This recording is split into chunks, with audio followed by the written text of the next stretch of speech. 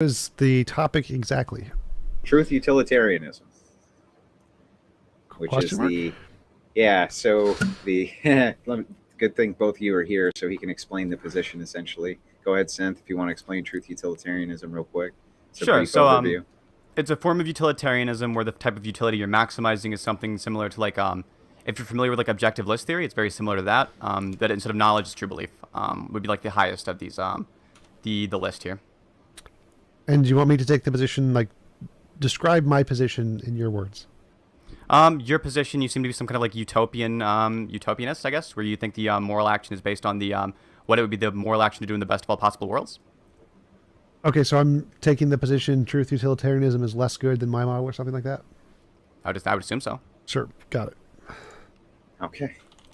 Cool. Wait, TJump, don't go yet. I have to ask a question. You were at the live debate thing, right? For modern day debates. Yes, who am I talking to? Pedro, this is my partner. Sorry. Gotcha. Yeah. Like, did I leave my Discord open by accident? Like, what's going on? I'm hearing voices. Yes, I was at the modern day debate thing. All right. Legend has it, when Haas and Dylan Birds were about to fight, you were actually the man who stood up and told them both to stop it. Is that true? No, I wanted them to fight. I was egging it on. There was a mod there, a guy who was a friend. His name is Bob, I think, who works with modern day debate, and he was doing the moderation there. He was the one who stopped it. That was that heavy set guy? No, I don't think he's fat.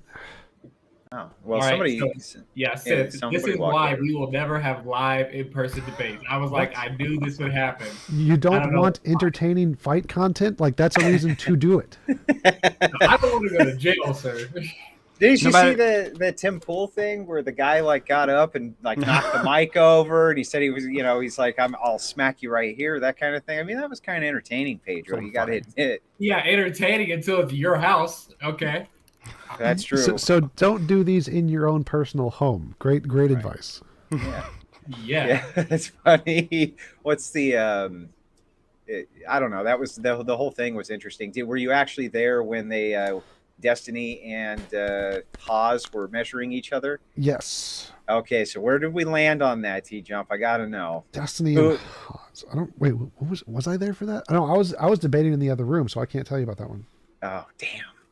You see, you could have solved this mystery for the entire internet. We could have sold Wait, it. are For you asking like of dollars. who's taller? Yeah. Oh, they're both pretty short. They're both really short guys. Like Dylan is slightly taller than both of them, I think. So, and I'm like 6 inches taller than all of them. What? Yeah, it's the land of the midgets. Well, they had this big thing on Twitch. Haas has been going ape shit with Destiny over who was taller. They actually measured each other while they were there. Oh my god! So dumb. They're both like It 5'4". is dumb. They're short. The lollipop kids are fighting, dude.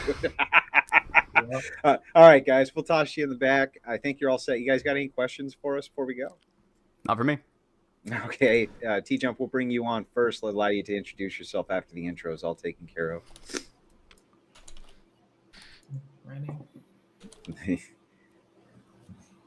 Poor TJump. We're never doing. He was stuck in the land of the lollipop kids. Poor guy. Like Xander is I think taller than both of them. Isn't James? James is pretty tall too. James is my height. James and me are about the same height. I think I might be 1 inch taller than James. So James is tall. Oh, what's his name? Oh, shoot. Ben Burgess. Ben Burgess is huge. He's as big as I am. Oh no shit. Well, wasn't Elijah Schaefer supposed to make that debate?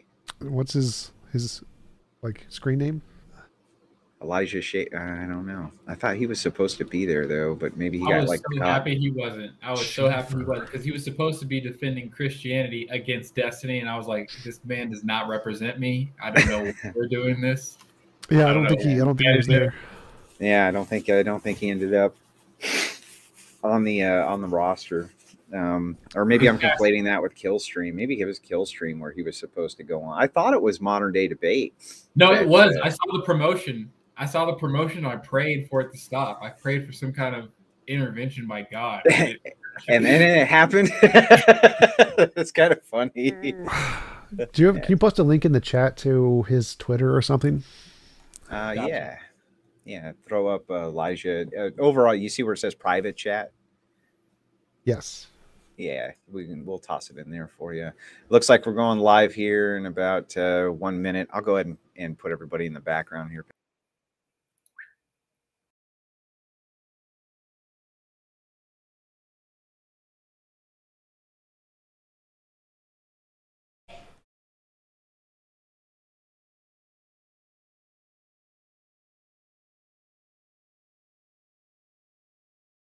Private chat.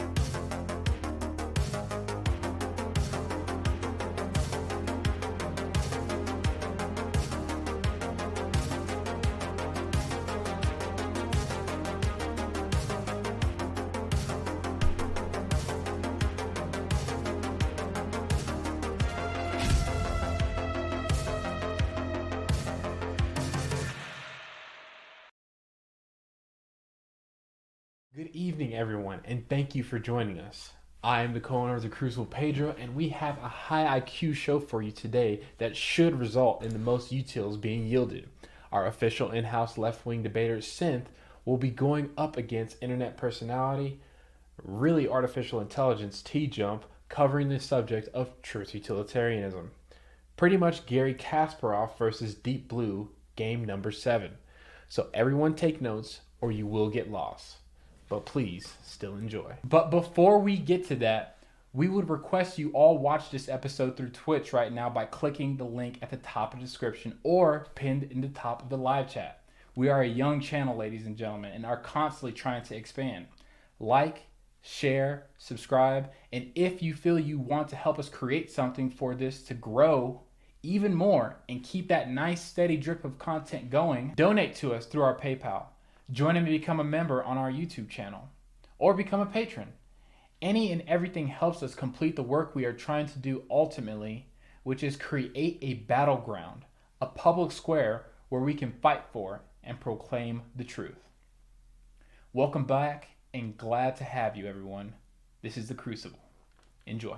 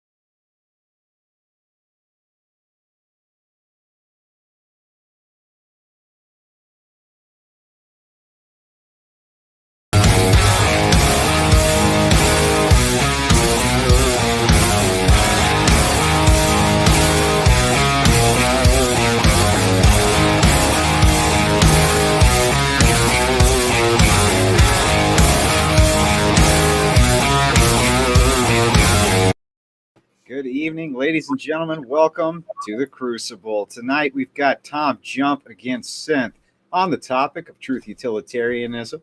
I'm going to bring out Tom first, let him introduce himself, tell you where you can find him and all of his great personal details that he wants out there, so that you guys can go like, subscribe, and all that good stuff. Hey, how's it going? I'm TJump. I run a YouTube channel called youtube.com/TJump. That's where you can find me. Please give me all of your money. Thanks. All of it, not just some of it. You heard it here first. Sinthe, how you doing tonight? It's good to see you. How's it going? I'm Sinthe. I'm the left-wing in-house debater for The Crucible. I've got a YouTube channel as well at youtube.com/Sinthe, the way it's spelled on screen. But don't give me all your money. Spend it all in The Crucible. I think it's a really good platform, and I'm glad there are platforms like this as opposed to the alternatives.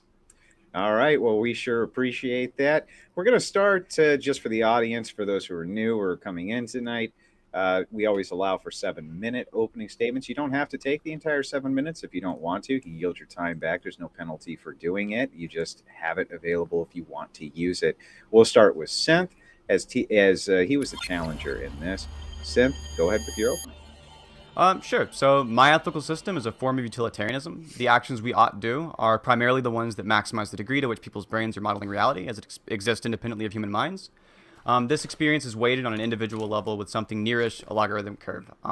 Truth is the highest form of utility, in my view. Things like fulfilling desires come second, and those are all a bunch of nerd words, but in simple terms, this means we should do things that allow people to better understand the world, and we need to put more concern to the people who are the worst off. What makes someone a good person is a spectrum based on intent to do good actions. You could say the pinnacle of morality is a person who intends to do the most good for as many people as possible, expecting nothing in return. Here are a few examples of ways this works out in the real world. Imagine you gave someone an infinite supply of drugs, making them feel great, but they're always half passed out on the couch. If you're drugged out, you're incapable of broadening your horizons or better understanding the world. And so even in the case that it makes somebody feel better, even if they feel better overall, it would still be wrong to sell them drugs, or even worse, to sell them to children. Another one would be if you see a child drowning in a lake, you can hop in and save that kid, and if that kid dies, they'll never be able to understand anything else about the world. So it's your moral duty to jump in. It would be wrong to just sit there. Other decisions are encapsulated by it as well. So, for example, causing someone suffering is generally wrong. If you're suffering, you're distracted, and thus you're incapable of understanding truth. Fulfilling somebody's preferences is very strongly generally good for many reasons. For example, it gets rid of those wants and allows people to better focus on the truth. TJump's alternative is a system which believes that despite the fact that the actions you should do are going to be very similar to the ones that I prescribe that you should do, the actions that are moral are going to be distinct from this. So, for example, in the case of the trolley problem, TJump thinks it's objectively immoral to kill one to save 5. I would assume TJump applies this as well to, like, it's objectively immoral to kill one to save 1 billion, or to steal a penny to save the world even. All of these would be to TJump objectively immoral, but TJump says you should do it. That's the end of my opening statement. TJump can go ahead. Okay, TJump, you're up. So my moral action is one that describes morality in terms of what a perfectly moral world would look like. So I describe morality as, or objective morality as, the best of all possible worlds. And what the moral system in that world would be is the perfect morality. And then we should use that as a comparing point to assess morality in our world and every other world. So we could ask, for any action, if you want to know if it's objectively moral, would this action be moral or immoral in the best of all possible worlds? If it would be immoral in the best of all possible worlds, it's an immoral action. If it would be moral in the best of all possible worlds, it's a moral action. And so my morality takes the stance that we should define morality not based off of our subjective pragmatic limitations, but based off of the objective connotation of what morality would look like in the best of all possible worlds. This is why I use the terms in the way that he described. And I think it is a better, more accurate way to use them rather than defining them subjectively, because if we do define them subjectively, it leads to contradictions with how morality would be perceived in the future. So, for example, if you say, is it moral in the trolley problem to kill 1 to save 5? The answer is yes, given our current limitations. But if we apply the limitations of the future and future technological advances, then the answer is going to be no. So these pragmatic limitations that are used in the utilitarian model have the problem of not being able to accurately assess future morality, as it is completely deterministic on our subjective limitations, whereas mine takes a more holistic approach and is able to define morality from a scope of any possible world or any technological development, and accurately give it a definition that can be applied in all of these different worlds, including the best moral ones. And that is why mine is a better model. And I'll conclude there. The floor is open. Sinthe, if you want to start with a response, you're more than welcome to. Sure. So you said it would be it would be moral given our current limitations. Our current limitations are true, so deductively wouldn't that just mean it is moral? No, it would fit our current limitations as defined as moral, would only apply in our current social perspective. It wouldn't, there's no objective reference there. You couldn't say because we would define it as moral in our current society, therefore it's objectively moral. No. What you could say is that we will give it that label, or most people in our society would give it that label. But the reason it fails is because if we look at the society like the best of all possible worlds I described, most people in that society would say, you're all wrong. And they're more likely to be right than we are because they're in the best of all possible worlds. They're more likely to have some model of morality that is more likely to correspond to what the better or the actual morality is. And since they're most likely going to say, no, you guys are all wrong for calling that morality, then we're more likely to be incorrect about giving it that label, even though we would pragmatically do so given our limitations. When you say possible, are you referring to like logically possible, or are you referring to some other idea of possible? What do you mean? When did I use I mean, the like word when you say the possible? best, you said the best of all possible worlds. When you say possible here, like what are you Like possible? modal realism. Like if we assessed all possible worlds, there is, if we just, it doesn't matter if it's modal ontological realism where they all exist or not. If we look at a world which is the most technologically advanced possible and try to discern what is the morality they would have, or how would they answer this question? That's what I mean by possible here. In the best of all possible worlds, are there infinite people feeling like infinite amounts of good? There could be. It doesn't matter. Is it possible? Sure. Okay, then it would be the best of all possible worlds would be one with infinite people experiencing infinite amounts of good. Well, no. If this So is the I case, would then define the best of all possible. no. Oh, go ahead. I didn't know you. So the best of all possible worlds, by my definition, is one where it's impossible to force anyone to do anything they don't consent to doing. The number of people there isn't really relevant as long as it's more than like one. Okay, so if there was only one person, you think this would be the best possible world? More than one. Number of people don't matter here. So again, we're talking about the laws of the universe, not the number of people here. It's irrelevant. So for you, the best possible world would be one in which it just seems like if you're saying best, you're referring to this in some kind of like, I guess, normative sense, or are you like, I'm not. No, it's just a label I'm giving to a world that is the most technologically advanced. So imagine if there's a world where there's the most technologically advanced world possible. Just imagine the same number of people as our Earth, because it doesn't matter for the sake of the argument. What is, if we had all of the technology to do absolutely everything, there's no limitations on food or resources or money, what is the moral system they would have? And we're going to label this the best. We're just going to call this the best, because presumably... Okay, so it could exist with one person. It doesn't matter. This is irrelevant to the argument. Well, no, it is relevant to the This argument. makes no difference just to because you don't see morality. the relevance. Just because you don't Makes see the no relevance. difference to morality. Sure, if it doesn't matter, then the best of all possible worlds, right? One where nobody else is able to violate anybody else's consent would be one where like either one person No, exists or again, one this where is a more straw people man. exist, This is in which irrelevant there- to It's not a morality. straw man. This Hold is on. not- Let me wait, no, hold on. no, I let you go okay. for a bit. Oh my God, no. You This just doesn't said that it address the could be question. possible No, with the going case of back. one person. Hang on, Go back. guys. Hang Go back. on. We got to do one at a time. Let Sinthe get his response, and we'll get it right back to you, TJump. Sure. So if it's the case that in a world where the best possible world would be any world in which there exists there exists nobody ever violating anyone else's consent. It would be this would be the case for a world in which one person exists. Nobody could violate anybody else's consent because only one person exists, and thus to create the best of all possible worlds, you should kill off all but one person. This is ridiculous. Again, as I said, this is a straw man. He's just wasting time. He doesn't understand anything about the issue. So we're comparing models here. Mine says no involuntary imposition of will. It means if you kill anybody, it's immoral. No, that isn't the best of all possible worlds. You don't get to kill people in the past and call it a moral world. That's just stupid. Literally a stupid argument.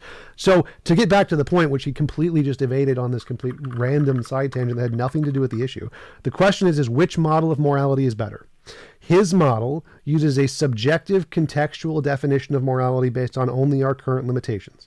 My model uses a definition that if we imagine the best world possible, which is one where imagine we got to the point where we had infinite technology and no limitations, what model of morality would they use? The number of people here is just a stupid side tangent that's irrelevant. Imagine the same number we have now, or whatever we would have when we had perfect technology. Doesn't matter to the point. The point is what is the moral system we're going to use when we get to a point where we have the best technology possible? No more limitations of food, no more limitations of money. What moral system will we adopt?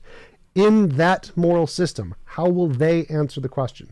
That answer is more likely to give us a definition of morality that is going to correspond to the true morality, or what we should call objective morality, whether or not there is such a thing. And that system is the one I'm using to give a definition. So that system, which can accurately define morality at all points in time through all history for all possible worlds, is a better system to define morality than one that is contingent on our subjective limitations, which is the one Sinthe is using. So, TJump, there's actually a contradiction in your response. You said the best of all possible worlds wouldn't be one in which people have been murdered, and then you went on to say the best of all possible worlds would be one in which we've developed technology that's as maximally good as it could be. This is a contradiction because people have been murdered, so that you can. Yeah, it is a contradiction. The best of all possible worlds is one where people haven't been murdered, and also the best of all possible worlds is this one, right? So that doesn't address anything about the issue. No, it's not a contradiction. The first that thing would be is, a contradiction. No, it's not. So again, trying to get to the best of all possible worlds, given our limitations, the best of all possible worlds is just the philosophical world where there was never any involuntary position of will ever, no matter what. Obviously, we can never get there. We can't fix the things in time, but we can try to get as close as possible. Again, this is completely irrelevant to anything in the topic. So being pedantic about whether or not we can it's literally being pedantic. No. Me giving a thought. I'm glad you walked it back, though. It's fine now. Stop. Me giving a thought experiment of us trying to get there so that your tiny brain can understand the concept of the word is not the argument itself. So the best of all possible worlds is there is never impossible to have any involuntary position of will at any point in time. So that's the best of all possible worlds. Obviously, we can never get there, which I have stated in many previous debates if you have ever watched any of my content, which clearly you haven't. So that it would not be a contradiction. You're just pedantically critiquing word usage because you didn't understand the term. If you're saying you misused the terms or something, that's what. No, I did not misuse the terms. I used an analogy. I'm not going to hold you to it. You can walk it back because now I did not walk it back. Right? You made a mistake. You were ignorant. If you're saying of the that we should try to achieve the best of all possible worlds, I was not saying we should try to achieve this. I did not say that either. You did. Maybe you didn't mean to say it. No. Again, I'll explain this to you again. When I use the word the best of all possible worlds, the way to explain this is imagine if humanity got to a point where we had infinite technology and there were no resources. This is a way for you to imagine what the best of all possible worlds is like. This is not the best of all possible worlds. This is a way for you to imagine the best of all possible worlds. This is not a statement of whether or not we should do it. That's a different topic. This is just an example to try and get you to imagine what the word best of all possible worlds means. That's it. That's all this means. So what does it truly mean then, since this clearly isn't what it means? As I said before, it is a world where there is impossible to have any involuntary imposition of will, which means it is impossible for anyone to force anyone else to do anything they don't consent to. That is what the world would be. A world in which it's impossible for anyone else to do anything that anyone else doesn't want, or it's impossible for one person to force another person to do things, would be one in which only one person exists. This would fit this definition. No. Again, if we include the people that exist now, that would not happen. Wrong. So again, that's irrelevant to the debate. This is if only one person had ever existed, that would be the best of all possible worlds. This is irrelevant to the debate. Again, what we're debating here is what is the better usage of morality, which is the better model. You saying that you could create very relevant a world. This is part of your model. No, it's not. This is not a part of my model. The best of all possible worlds is part of your model. No, it's not. Again, you've clearly never watched any of my content. The best of all possible worlds is part of your model. You've said it yourself. Yes, the best of all possible worlds is, and one where you kill everyone is not the best of all possible worlds, because guess what? Those are impositions of will. So what you're saying is literally stupid. So can we get back to the actual debate? TJump, hold on. We're getting to the debate. Part of your moral system is best of all possible worlds. It being moral there would make it moral everywhere, right? No, so wrong. That's so stupid. It's so stupid. No, this is a direct quote from you. The morals of the best possible world is the objectively moral. I said your theory is Tom, this is absolutely something you've said. You said the morals of the best possible world is the objectively moral. If it's moral there, it's moral anywhere. No, it's not. That's stupid. That is verbatim what you said. No. If it was objectively moral in a perfect world, that doesn't mean it'd be moral here. So you have said it. No. Again. Wait. What you're saying is so insanely stupid right now. Stop. No. I'm quoting you. That's why it's stupid. I agree. You're not. No, you're not. You're not. You said verbatim the morals in the best possible world is the objectively moral. You need to actually go back to the topic. Stop being pedantic about semantics that literally mean nothing to the topic. Stop being a dumbass and actually bring up an actual. I don't know why you're so I don't know why you're so tilted by this. I think it's completely fine to compare your model to mine. People bringing up a pedantic dumbass semantics that have nothing to do with the topic always piss me off. Sure, I'll go on the defense. You can go ahead and challenge my system. I did at the very beginning. I said, okay, so my model gives a comprehensive definition of morality based on all possible worlds, and it says that the better way to define objective morality is based on the best possible world, which we're going to define as just imagine we get to the best, technologically best world. Would that be a better way to assess morality rather than the subjective way our particular world does? So in the case of understanding morality, I think it's just as objective to assess it based on what is good in this possible world, the one that we currently exist in, versus having all of these different ideas of different possible worlds that you seem to not be willing to defend. In the case of this world that actually exists, it seems it's the only one that does exist, and thus it's the one that's possible. My morality is relative to this one. I don't see that as unobjective. And just because the Empire State Building has a certain height in this possible world doesn't mean that it's not objective. Yes, so if our world, if we assess morality contingent to us, that's literally subjective. If it's objective, that means we're assessing morality to all of the possible spaces. That wouldn't be no. Objective and subjective are usually mind independent, mind dependent. Maybe you just use a different definition of objective and subjective. Well, if you're saying we have the objective morality in our world, but they don't in their world, or you're saying we have the objective morality in our world and they have the objective morality in their world, but it's different, that would be a contradiction. No, it wouldn't. So in our world, like I say, like it's objective for me. It's objectively moral for me to do X thing, but it wouldn't be objectively moral for you to do X thing because you're a different person in a different situation. For example, it would be moral for me to give to charity if I have lots of money, but it wouldn't be moral for me to give to charity if I lived in Africa and I was about to starve to death. The most moral thing to do would be to preserve my own life. So you can have different things that are contextually different, and they can still be objectively the moral thing to do. For example, it's objective that you are a certain height. It's objective that I'm a certain height. We have different heights, but that doesn't mean it's subjective. We just have different heights. Objectively, you're 6'2", I'm 5'11". Right, so that's why I gave in the trolley problem. In our world, we see it as moral to flip the switch. In the best of all possible worlds, they say it's not moral to flip the switch. So it's the same exact example. So if the same exact example, it seems moral to this world and is not seem moral to that world, and you're saying both are objective, that is a contradiction. In the case of the trolley problem, you have two options. You either allow one person to die, or you allow 5 people to die. Some people do an action and action distinction. But if this is the case in the best of all possible worlds, I don't see why there it would be moral to let 5 people die. We're going back to the point. So if two worlds, doesn't matter whether you think they would agree or not, if they disagree on this one example, and you're saying both are objective, have you been there? Stupid thing to say. You haven't. You're making the claim that they. I never said I did. Again, agree with you. Stop getting stuck on the semantics. Focus on the point. It's not a semantic argument. Try to focus here. So, if two worlds in two different locations disagreed, and you're calling them both objective, that's a contradiction, right? No, it'd be if they disagreed on the same thing. It would be a contradiction. They don't disagree on the same thing. Okay. So if two worlds, disagree on the same thing. Would that be a contradiction? Yes, but they don't. The best of all possible worlds hasn't been discovered. You can't say they don't, so that's just you being ignorant. For me to grant this to you, right, go back, with the definition of morals that I'm using, it wouldn't be the case, Tom. Let him finish. Let him finish. So go ahead, Tom. You claimed our morality is objective. Ours in our world, right? The moral system is, it's mind independent, yeah. Right, so our model is morality. And if there's a different world, and their model is objective, and they disagree, that's a contradiction. So if they disagree on the same thing, it would be a contradiction. When I say disagree, right? I have no reason to believe the same thing. Principle of charity. Use basic logic here. So if there are two worlds and they disagree on the same thing, then they both can't be objective because they're different things. They're contradictory, right? So if they disagree on the same thing, yes. Yes. It would be a contradiction. So if you're defining objective morality based on our subjective world and thinking that no one in any history and any future is going to disagree, that seems stupid. The better way to do it is to say, what is morality going to look like if we gained all the technology in the world? So there's no more subjective limitations, because there's lots of things that we think are moral because of our subjective limitations that aren't, like stealing food. If 10 people are starving to death, there's not only enough food for 5 people and you steal it to save yourself, technically not immoral. But in other worlds, they say, no, that's still immoral. Like, the moral thing to do is to sacrifice yourself under all circumstances, no matter what, even if everyone is going to die.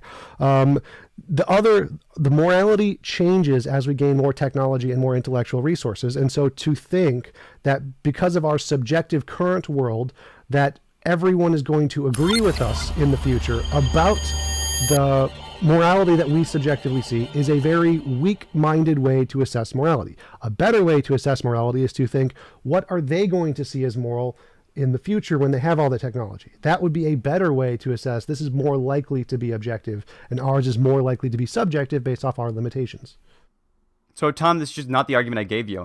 In the case of these two different disagreements you're talking about here, you've just made the claim they would disagree on this thing. In a different situation, different things are moral and immoral. It's not a disagreement about the same situation. No. I said same. Remember, like 10 times I said same situation. The best of all possible world where people are starving or people are likely to die of starvation? No. That was your example. So trolley problem. The example before was trolley problem. So trolley problem, we're talking about just the trolley problem. There are cases where we look at a moral situation, and in our world it seems moral, and in the future they may not see it as moral. Whether or not they do or not is irrelevant here. They may not see it as moral. So if we are assessing objective morality based on our subjective world and say that our subjective world is right about everything and nothing will change, that's stupid. Clearly, a better way to try to assess objective morality is to think, what will it be like in the future when they don't have any subjective limitations like food stuff? That's why I gave the food example. So we imagine that isn't a problem. The issue is you're saying they may not see it as moral. You are making it based on a subjective statement, right? In the case of they may not see it as moral. I agree, but they would be wrong about this, right? We can have objective morality that people can be wrong about. There are people who would disagree about. Okay. There will be people who would disagree with you about morality, Tom. And you would say those people are wrong, right? Your morality, you say, is objective. You can do that like weird, exasperated thing, but hold on. You talk for a while there. I want to address all the gish out. You brought up a good point. You gished out that bunch. Finish, Tom. Okay. Wait. Tom. Oh, no, he brought up a really good point there, so I wanted to bring it up. Yes, they could think of differently, but the question here is, who is more likely to be right? Are we more likely to be right about objective morality, or are the people who have discovered all the technologies and solved food and hunger and money, are they more likely to be right about morality? So are they more likely to? It doesn't really matter because we don't know if they are or aren't. If they are or aren't making a certain statement about it, they may disagree with us. But if you define morality a certain way, then it would be objectively the case that that is what morality is. Even if your definition is subjective, you hold the same position. You said it's technically not immoral. So even you believe that in this world, it's not immoral to pull that lever. Yeah, I do believe it is, because I believe morality is based on that best world. So, but what I think... You said it's technically not immoral. No, it's still immoral. Justified immoral actions are still immoral. I'll let you walk it back. I didn't walk it back. Like, have you seen nothing of my morality? Maybe you should just not be ignorant about the topic. I have. Wait. I want to go back to the debate. Let's go back. It would technically not be immoral. Maybe you misspoke. I'm not going to hold you to it. It would still be immoral. A justified immoral action is still immoral. Just watch any of my content on the topic. But so actually, I have watched some of your content. You're so ignorant. I just corrected you. Could I mention you have verbatim quoted a specific timestamp? I'm ignorant. You're ignorant of my topic. I literally just told you what my position is. You're wrong. So you said at 104 in your debate with Omni, the objectively moral thing is the best. I get to tell you you're wrong. You're a dumbass. You don't get to strawman me. I don't know why you're so upset about this. I'm being pretty polite to you. I'm being extremely polite to you while you're being demonstrably wrong. All right. We gotta get this. We gotta get this back on track. But yes, like I've said like 10 times. Holy shit! But Sinthe does deserve to get to finish his point. We have not when he strawmans me. No one gets to finish their point if it's just a strawman. So if he's a strawman me, wastes my time, and he's a dumbass, I'm going to tell him he's a dumbass and get us back on track. That's fair. And when you strawman me, I'll interrupt. Okay. Fair. Yes, absolutely. All right. All right. So, but Sinthe said, like, the reason I bring this up is the best of all possible worlds up is because from my perspective, they are more likely to be right about morality. They are. I never said that. I didn't say you did. You just said Sinthe said. You said. Oh yeah. You said that they were not more likely to be right. Yeah, you said they were not more likely to be right about objective morality, right? I said what? That the world that's super technologically advanced is not more likely to be right about objective morality, something like that. Or you said they could be wrong or something. They could be wrong. Yeah, I never said that they were more likely to be wrong. I asked you, are they more likely to be right about objective morality? I would say yes. They are more likely to be right. I believe that the system they'll use in the future, it seems that people are trending more and more towards my system. So this would probably be strong evidence they'll be right about morality. All right. So in the future, they're more likely to be right about morality. So if we're trying to determine what is the correct usage of morality, we should probably go with their model, not ours, correct? We don't know their model, so there's no way we could do that. No, wasn't a part of the question. If we did, we're more likely to go with their model than ours. If we did, it would likely be the case, yeah, that we should use the large, broad, we should do like logical deference to them, yeah. Right. So we don't know theirs, so we can't. I didn't say we did. Not the point here. So if someone had a model that does seem to indicate what theirs will be, like if we had some model that predicts in the future the things that they will see and it gets testable predictions right, and so it's more likely to do that, should we go with that model? If it was the case we had access to it, yes, but we don't, so we shouldn't. Luckily we do. It's mine. Congratulations. So I've no, it's not. But so here's the difference here is that even in your system you concede that we should do things which are immoral. You said this in Omni's debate. Justify immoral actions. Yeah. Yes. So then in that case we shouldn't use your moral system. So it makes sense that you're wrong and you've conceded the debate. Yes, it does. There's no logic there. No. We shouldn't use your moral system because we should do things that are under your system immoral. That's a composition division fallacy, saying that there are some things that you should do that are immoral doesn't mean that you should do all things. And that I didn't say that. Whether or not we adopt my morality has nothing to do with I never said you should do all immoral actions. No. I said we shouldn't use your moral system.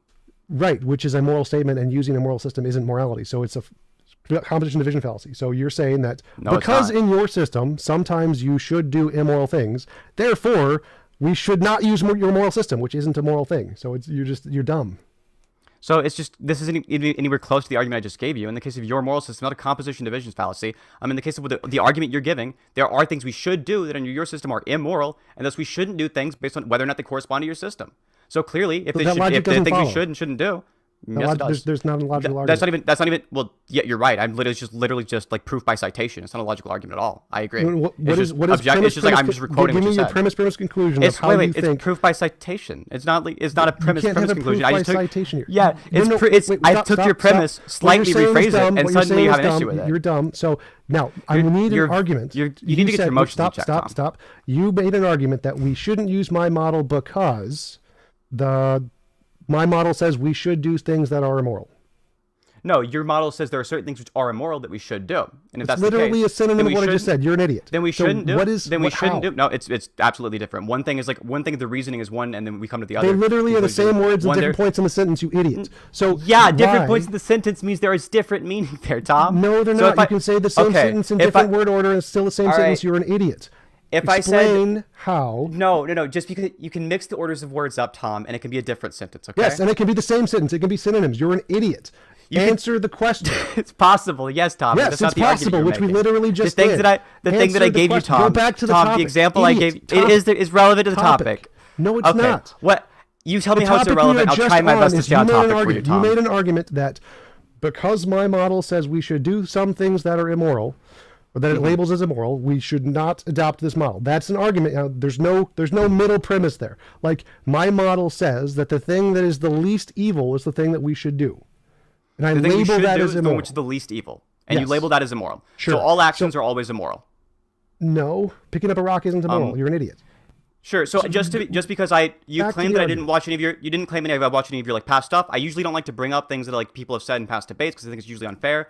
But now that you're like challenging me on it, I think it's fair here. What does this have to do with the topic? What does it just ask? What does it have to do with what I just asked? Yeah. It's a debate you've had on the topic, right? So I'm going to bring up a claim you've made relevant to this. Like, no, I want the question I literally just asked. Oh, sorry. What is your question? So let me make sure I answer it. You argued that because my model labels things as immoral and that we should do them, something along that lines, that we should not adopt my model. Now, this is a stupid, dumbass argument because my model, because yours agrees. Like, you agreed at the beginning that my model and yours predict that we should do the same things in many cases, right? We should do the same things, yes. And your model, under your model, you should have my ethical system. Wait. So our models prescribe the same things in many cases, correct? Do you think, just for the record, do you think you have truth about what you believe? I mean, do you think you have capability to choose what you believe? No. You don't think you can choose what you believe? No, I'm a determinist. I think everything's determined. What does this have to do with the topic? Okay. So what I'm saying is like, you're determinist. So like anything you do necessarily would be like the best possible action you could do. No. You're a determinist. Yes. There's one action you could do. You said you were going to answer the question. You haven't answered the question. We're still on this one question. Well, yeah, this is a premise for my answer, but it's okay. We could just go on. I'll make sure to answer your question super directly. I'll give you like a yes or no, and then I'll elaborate. Okay. So you said we should not adopt my model because it prescribes that we should do things that are immoral or something like that. Yes. Now, your model and my model, as you said in the beginning, prescribe the same things. Like both in the trolley problem, we say flip the switch, right? We agree, flip the switch. The difference is that I call it immoral and you call it moral. Yes.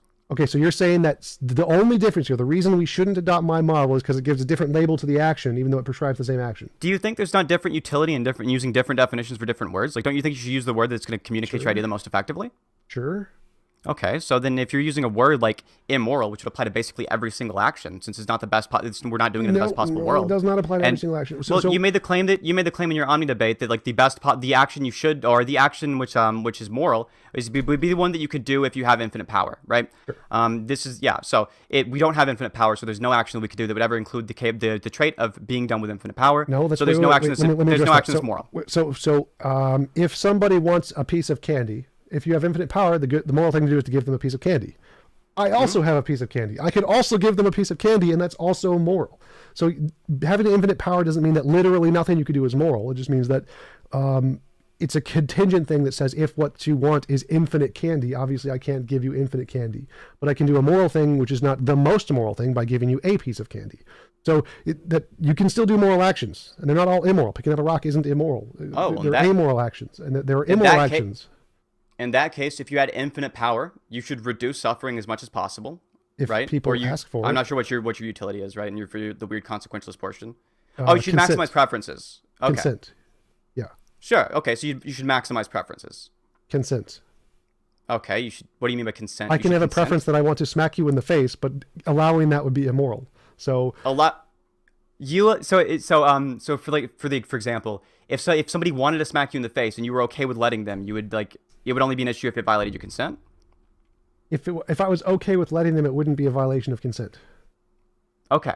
So as long as it doesn't violate your consent, then it'd be fine. Yes. So like if Okay. if you said I'd like to slap you in the face, and I was like, okay, then it wouldn't be immoral. It would be perfectly consensual. So allowing people to die in the trolley problem, you think would violate their consent, correct? Presumably, yes. Okay, because they don't wish to die. In the case of Presumably. allowing people to die who are like starving to death in Africa currently, right? This would violate their consent. Yes. Presumably. Okay, and there are currently people starving to death in Africa, right? Yes. And you're currently allowing it. Well, no, I didn't cause it. So allowing it and causing it are separate things. You didn't cause the train to go down the train tracks, Right. okay? But you'd still be allowing them, right, to die if you didn't pull the lever. Well, allowing is a separate issue here. So if you allowing them, like you, obviously you didn't cause the train track, so you didn't kill the 5 people. So would it be moral, if you had all powerful, would it be moral to save all starving people? Yes. Okay, if you had infinite power, it would be moral, but that's not the question I asked you. I'm trying to figure out what your question is relative to the all powerful. Yeah, it would in the same way that you currently allowing people to die in Africa violates their consent. That would also be true for the example you already agree with of you allowing the train to run over the 5 people. I'm not violating their consent. Like nature. You're is not, but you're violating allowing it to be. Yeah, and you're allowing it to happen. Allowing isn't immoral. So allowing, like if someone else was beating you to death and me not stopping them isn't immoral because I didn't do it. It's So amoral. then letting the trolley run over Would be run over amoral. 5 people would be okay. You said in your Omni debate it was immoral. Both the running over, like letting the 5 people get run over and pulling the lever. An both the immoral immoral actions. thing occurs because someone's consent is violated, but it's not you're doing the immoral. So yes, Okay, it wouldn't an be immoral to thing do it. happens. Okay. So just clarify. There's a difference between Yeah, sure. an immoral thing happening and you doing an immoral thing. I agree. This isn't the claim that you made in the past, but Yes, it is. So in relevance to the I trolley could quote you problem, directly what you've said it. then you misunderstood it. So in the trolley problem, Well, an you misspoke. immoral thing happens, which is somebody dies without their consent. If you don't have the obligation to flip the switch, which I have explained this before in many of my videos, which obviously didn't watch, then you wouldn't be the one at fault. You would be doing an amoral action, even though an immoral action occurred in the scenario. It wasn't you who did it. So you think in this case you should do the immoral action, not the one that's morally neutral. Yes, because there's 5 moral actions, which is saving the 5 moral people, saving the 5 people. Okay, you think saving the 5 people would be the moral action there. So in the No, same no, sense, there's you 5 moral actions. You've saved 5 lives Yes. and killed 1. Yes. 1 immoral, 5 moral. Do the 5 moral things. okay. So in the world we currently exist in, I guess then the thing that you should do is going to be the one that brings the most people, the most preferences fulfilled overall, because obviously nature violates their consent otherwise.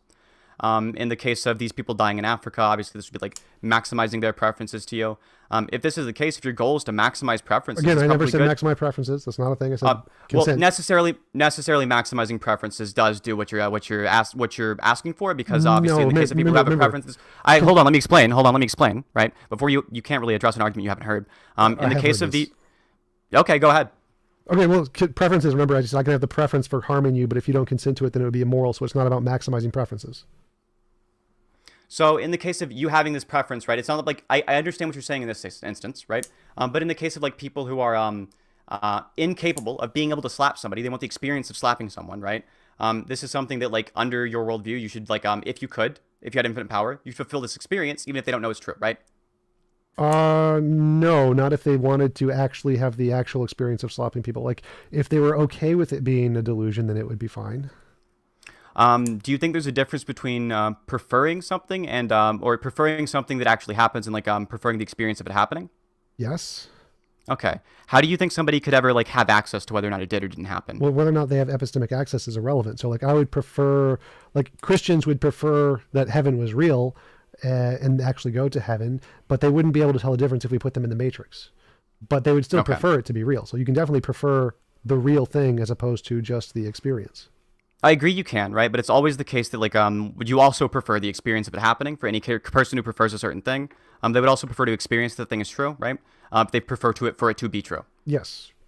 Okay. So in the case of what we ought do, it's going to be generally in the real world. It seems to still strongly correlate. Even if you think there's like some niche hypothetical case in the real world, it seems to be that it's just the case that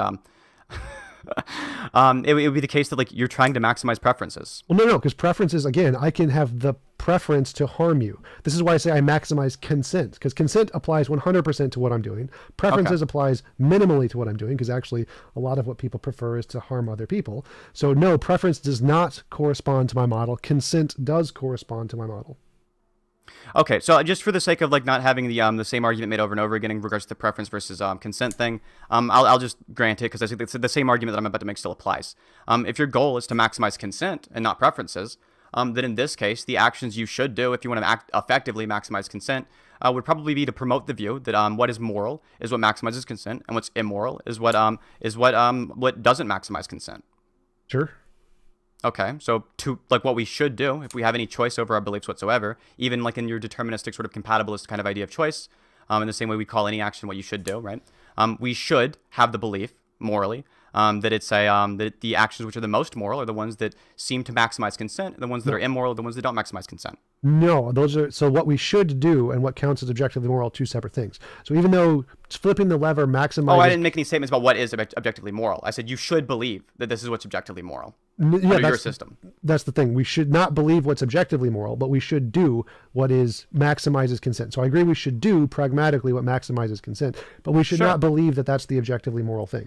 And it would maximize consent. Well, you say this, right? But we should believe this, since that promoting that view, that maximizing consent is what's moral, and not maximizing consent is immoral, would, as a view, if you held that and perpetuated that across society and advocated for it, this would maximize consent. No, it wouldn't be any different here. So you can believe you should do what would maximize consent without believing it's objectively moral, because you know what's objectively moral would be perfect consent. So if you know objective morality would be 0 involuntary impositions, and you're doing an action like flipping the switch, which causes an involuntary imposition, you know you're maximizing consent because you're saving 4 people, even though you're causing an immoral thing. So you can tell the difference between knowing that you want to maximize consent and knowing that that's not objective morality because you're still causing 1 involuntary imposition. So no, you don't need to, you can still say that you should maximize consent without recognizing that it's objective morality. You should say that last part again. You can know that you should maximize consent even at the cost of a violation of consent, but know at the same time that isn't objective morality. It's not perfectly moral. There's still another standard of perfect morality above that, and you're not meeting that because you are violating that one guy's consent who you've killed. Do you think if you told the average person there are times when you have the choice between a morally neutral action and an immoral action, and you should choose the immoral action, this would be generally like intuitive to this person? They would understand this easily? If you qualify that someone else is going to commit an immoral action, you're going to stop them by doing an immoral action to them, yes. You think the average person would say you think if the average person heard you should sometimes do immoral actions, this would be intuitive to them? Yes. So if you give them an option, you have the option of killing and torturing this one guy, and if you don't, no, I agree that I agree the actual action you should do is intuitive. I'm saying like this statement isn't. I'm saying you have 2 options. You can do an amoral action of not torturing baby Hitler to death, or you can do an immoral action of torturing baby Hitler to death. Most people are like, yeah, torture baby Hitler to death. They know it's an immoral action, but they're still going to choose to do it over the amoral of action of not killing baby Hitler. So I agree that people would choose this, right? I think the average person would say this is the moral action, not intuitively understand it's immoral. Well, or they would say you shouldn't do it. In the case of the average deontologist, right? The average person with a pretty... question was, if some given choice between an immoral action and an amoral action, would people intuitively choose... No, it wasn't. I thought that's what it was. You should listen closer. Pretty sure that's what you asked. You asked... No, it wasn't. You can go... Intuitively if you want... The, if you want, I've looked, it's completely acceptable at some point. If you want to review the pod, you'll understand that every time I've claimed I've said something, I was correct. Every time I've claimed you said something, I was correct. In this case, that wasn't my question. No, you were correct. Well, incorrect all of the time. Like I know for a fact what you said. I think was what you just asked. What I said. You know, ask your question. Go ahead, ask your question. Let's get back on track. Ask your question. Yeah, I would love to get back on track. Yeah, no. In the case of the average person, would they view this statement when you say the statement? There are sometimes actions which are immoral to do. Could you slow so I can type this out? Sure. Average person. Go ahead. Sure. So the average person, would they view it as intuitive that there are sometimes actions, they viewed the statement, right? There are sometimes actions which are immoral that you should do. And they hear that statement just on its own, would they view that as intuitive? That you should do. So you should do immoral actions. Amoral actions in there somewhere. I don't know where you took that out. It seems like you're changing your question. Would somebody see if there's immoral actions that they should do? Go ahead. No. The answer is no. They wouldn't think that it's intuitive. Right. Okay. So if you want to convince the average person to do more moral actions, it's usually best to try to keep things simple, right? If your actions are based on, for example, or to do the actions you should do. I'm sorry. I want to make sure I'm not strawmanning you. You don't think people should do moral actions. You think that there's some times where they should and sometimes they shouldn't. So in the case of somebody, if you want to get them to do the... Oh, go ahead. Clarify. So moral actions, yes, you should do moral actions if you want to use should language. I don't like oughts, but yeah, do moral actions. You think there aren't cases where you should do things that are immoral? Or sorry, you think there are cases where you shouldn't? You don't think there are cases where you shouldn't do what you qualify as moral actions? You're asking about justified moral actions, something like that? No, just moral actions. Just moral actions? Moral actions, not justified moral actions. This isn't confusing. Or if it is, what I think you're asking is there are justified immoral actions. So there are times you should do immoral actions, and I think you're trying to make a parallel to the moral action, saying there are times you shouldn't do moral actions or something like that. Yes, absolutely. Okay, so that would be a justified moral, because I call these justified immoral actions. I know. I know that's what you're calling them, right? So that would be called a justified moral action in my mind. I know what you're calling them. You're asking about justified moral actions. I'm not asking should you do justified moral actions. I'm asking in the case of justified moral actions. You're asking are there? What are they? Yeah, there are some unjustified moral actions. You're asking about justified moral actions, like I said 10 minutes ago. Unjustified moral actions. Unjustified. Yeah, pay closer attention because you shouldn't do them. Unjustified. No, I'd say there are justified moral actions. Like there's an action that you think That's not what I asked. What? I didn't ask that. What you're asking is not a mirror in my model. In my model, there's not unjustified moral actions. There are justified moral actions. Actions that you think are moral but may not be, but you're going to do them anyway. So you're saying you should in the trolley problem, kill, you should kill the one to save 5 in the trolley problem? Sure.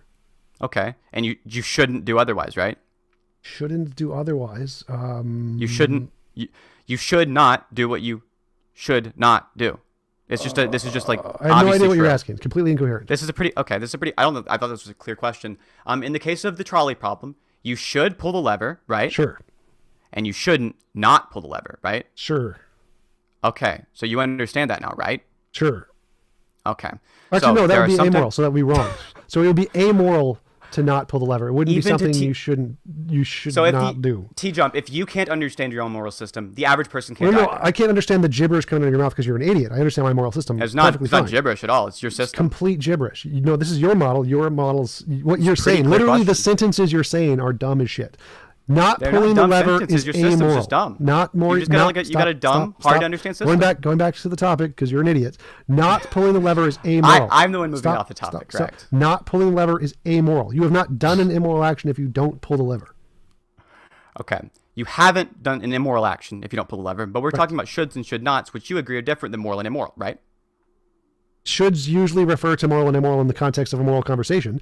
In this conversation, pulling the lever, you have done one immoral action. You've killed a guy, and you've saved 5. You have done these actions. If you don't pull the lever... This is different from your past statement. No, it's not. You're a dumbass. It is. Don't strawman me. You're a dumbass. Listen to the actual It's not a strawman. I promise it's not a strawman. I promise it's not. You're a dumbass. I guarantee. 104 in your debate with my good friend Omni, you say verbatim, the objectively moral thing is the best action you can do with infinite power, and you say at 33 seconds, objectively immoral to kill one to save 5, and they should do it. Again, you're a dumbass. You're not putting this in the context of the debate. So you being a dumbass and misquoting me out of context, as obviously. So you can say statements that seem on their face value to be contradictory, but then when you put them in the context of the debate, like, oh, they're not. So my model is the same answer I've given every single debate. Not pulling the lever is amoral. But you should pull the lever because you're saving 5 lives. So you're generating moral actions. There is still an immoral action that has occurred there. Like I said before, when you asked this before, because you're a dumbass. Yes, 5 people die, which is 5 immoral actions if you don't pull the switch, but you didn't do them. So yes, you should pull the switch to prevent those 5 immoral actions. It isn't you doing those immoral actions. You're just a dumbass who doesn't understand the model. But you're going back to your question. Let's get back on topic. You asked the shouldn't thingy. Go ahead. The shouldn't thingy. Did you get it? Should you pull the switch? Yes. Should you not pull the switch? No. That is super fucking confusing. Your dumbass phrasing of that is very fucking confusing. But if you don't pull the switch, it's amoral. You're not immoral for pulling the switch. What is should short for? What is should short for? Yeah. I don't know. You should do it. I don't know how to like. That's all right. You don't have to answer that. What about should not? Should not. Yeah. Shouldn't If you want is to short shorten for it, should you not. turn it to shouldn't. Yeah, Yes. exactly. So in the case of shouldn't, that means should not. Yes. Right. So if it's not the case that you should do something, you shouldn't do that. Right, and I'm saying that's wrong. So you are not immoral for pulling the switch. So you I didn't say anything about you being an immoral person, right? well, We I'm both using agreed that. I'm trying to filter out all your should nots bullshit. So instead of It's saying it only in that two of them. dumbass phrasing, or if I say you should it's only not two do, knots. you should not should you not no. There's 3 negatives in there. It's a really confusing dumbass phrasing No, that you there thought weren't of. 3. There were 2. There were 2. No, Okay. my answer. I'm including my answer in there. So if you Okay, should not that's- do something, if I say no that you should not do something, that's 3 negatives. You're an idiot. So let's remove the shoulds, and I can just give you the Yes. answer. Not pulling the switch is amoral. Okay, but you don't think that should and should not are based on moral and immoral. You think there are actions you should do that are you? They do? Yes, in many contexts, not all contexts. Okay, all right. That's different than what you said earlier, but that's What? good enough for me. I never if the said action that. you Obviously, should and moral are tied in. I literally you said in the have. context of morality, should usually implies moral. I said that like 5 Okay. minutes ago. I You're can, an idiot. That works for me. That works for me. Okay. Yes. So if you should do, then the actions you should do in that context, you should pull the lever, right? Yes, you said that too. Okay, and that's the moral action is to pull the lever, right? No, it'd be 1 immoral action, 5 moral actions. So then should doesn't mean the same thing as moral. No, in language, people typically use the word should to imply moral. Doesn't necessarily mean it's Did correct. you? Okay, how Yes, about this? in Let's have language, one I also consistent- usually use those in the same context because it makes sense TJump, in conversation. is there any way I can compel you to use one consistent definition of should and one consistent definition of moral during this conversation?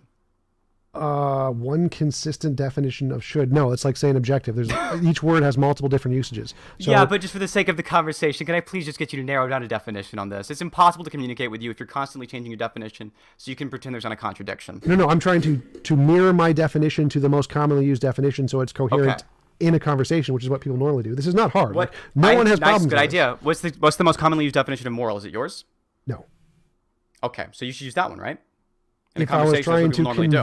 convey morality in the common sense, yes. But since I'm specifically saying mine is different and I think this one's better, then no, because that would be fucking stupid. If I'm Why trying not to call it advocate something for a different better than morality definition, then? because I think it's what corresponds to the phenomenon that are the things we refer to as moral. That we refer to as moral? It Yes. clearly doesn't. If it's not what No, the average we- person believes is moral. Everyone refers to moral, which is moral intuition, moral progress. Those things are what we refer to as moral. And then if this phenomenon explains those things, then it is a better usage of the word than a colloquial. Look, because the word moral conveys the phenomenon plus a theory. So the To understand theory, what people genuinely think moral means, we have to use a different definition than what they think moral means. This is just no, ridiculous. that's a straw man. TJump. So This is, no, that's a straw man. it's a silly So argument. Stop. So what most Oh, people I'm mean sorry. by I'm moral sorry. Go ahead. is a phenomenon plus a theory. Now I'm saying the phenomenon is correct, the theory is wrong. So the word moral, as applied to the phenomenon, is better described with a different theory. Well, the same phenomenon, different theory. Like, this is not hard to understand. No one in philosophy has a hard time understanding this. So when you say moral, the phenomenon, right? Not moral the theory, but moral the phenomenon. What do you think that is? Moral intuition, moral progress. The individual examples that we use the word moral to refer to. So the idea is explaining people's intuitions. No, people's no. intuitions are Specifically, that's the instances phenomenon. You're using the theory to explain it. and moral progress. Then the answer is yes, not no. It's more than that. Okay. So part of it would be the Yes. intuitions. Part of it, yes. Okay. Intuitions are based on people's minds, right? Sure. Okay. So then it's not mind independent, and your idea isn't objective. No. So again, the phenomenon, like when I see a color, the color red on your screen, that's a subjective experience. I'm seeing the color red. Now that phenomenon may be explained purely by psychology, like there's no objective color red there, or it could be explained by an objective feature of the world. So obviously the individual example is a subjective experience, but that doesn't mean that the thing itself is subjective. You're a dumbass. So if you just said the phenomenon could be subjective Yes. or it could be Yes. objective. In the Yes. case of it being explained by psychology, you think it would be subjective. Yes. Intuitions are psychology. Yes, but again, the thing they correspond to may be objective. So What the is the- intuitions, obviously. Maybe? Yeah, so it's like color. If I see, or no, use a better example, like a mirage. Like if I'm standing in a desert on a big mountain and I see a mirage of an ocean, the ocean may be there or it may not be there. Now my subjective experience is clearly a product of my mind, my intuition, my visual senses, all in my mind. But they may or may not correspond to something outside of that. So the intuition or the sense experience is obviously subjective, but we want to know if that is caused by an objective feature of the world. So the phenomenon, the sense experience, is subjective. Yes. Does that mean that the thing itself is subjective? No, it could still actually be there. I agree. The thing could be there, but you said the thing itself, the phenomenon itself, was intuition and moral progress. Yeah, like me seeing an oasis. That's the phenomenon. I see an oasis. That's a subjective phenomenon. Uh-huh. Yes. This would mean it's a subjective phenomenon, and what we're describing with a theory would be a subjective thing. If we're describing the psychology of seeing mirages, Again, we'd be describing a subjective experience. Right. We're describing the subjective experience, and we're saying my hypothesis is that subjective experience is caused by an actual ocean over there. That's a hypothesis. Okay. The hypothesis is not saying that because the subjective experience is subjective, therefore the thing you're experiencing is subjective. No, it's saying that because you have subjective experience, this phenomenon can be explained by an actually existing ocean. So for a guy who seems to claim to believe in like objective morality, it seems like you are completely agnostic on whether morality is actually explained by something objective. Yeah, it's a hypothesis. I never said I could prove it. If I could prove it, I'd have a Nobel Prize. So it's a hypothesis. It seems like you don't even have evidence for it. I do have evidence for it. It's moral. It explains the evidence of moral intuition and moral progress. It answers the moral dilemmas and the paradoxes, and it makes predictable predictions. Now, obviously, I haven't confirmed the predictions. If I had, I'd have a Nobel Prize. So you think something being true only in like one world would still be subjective? I don't know what you claim this during this. You claim this during the debate. You think if something is like only true in one world, it would be subjective under your definition of subjective. So in this case, if it's only true in the best possible worlds, it would still be subjective. If it was only true in one world and false in other worlds, then it would be subjectively true. Yes. Isn't that what you asked? Yes. So yeah, so if morality was only I don't know true, why you're having trouble understanding this. For a guy who claims to be so smart, you seem to have really, really trouble understanding simple because statements. you talk like a moron. So try to explain it better. I think, well, if you're claiming I'm talking like a moron, then you talking in a way that like completely diverges from the average person is insane to me. Explain the question. Explain the question. What part of it needs to be explained? You already answered it. You asked a question, and then I said I don't know. Yes. And so what was the question? You didn't say you don't know. I don't know. Ask your question again. What? Okay. TJump. It's really difficult to have this conversation if you can't remember the words you said. Right. I'm going to try my best. Right. To at least remind you of the things that I said. You being a dumbass is not my problem. It's just you being a dumbass. Well, what's your question? Definitely, you forgetting what's going on in the conversation. You being a dumbass, not my problem. Ask the question. Sure. So in the case of your moral system, TJump, if you're saying the actions we should do are what corresponds to what is moral, and you're also saying you were on a question. It wasn't the question. You're correct. You already answered the question. Moving on. Well, okay. Sure. Unless you have an issue with it. You have an issue with the question? I didn't understand what your question was, so I can't be sure if I answered it or not. You were asking something about subjectivity and objectivity. So like something can be objectively true, like a rock exists in this world but doesn't exist in this world. The rock is objectively true, sure. But if they're saying that there's an objective morality, objectively true, like it exists, like objectively real. Yes, real. Okay, truth is that which corresponds to reality. So real means truth yes. corresponds to reality. Doesn't mean the truth is what is real, right? That's literally what that means.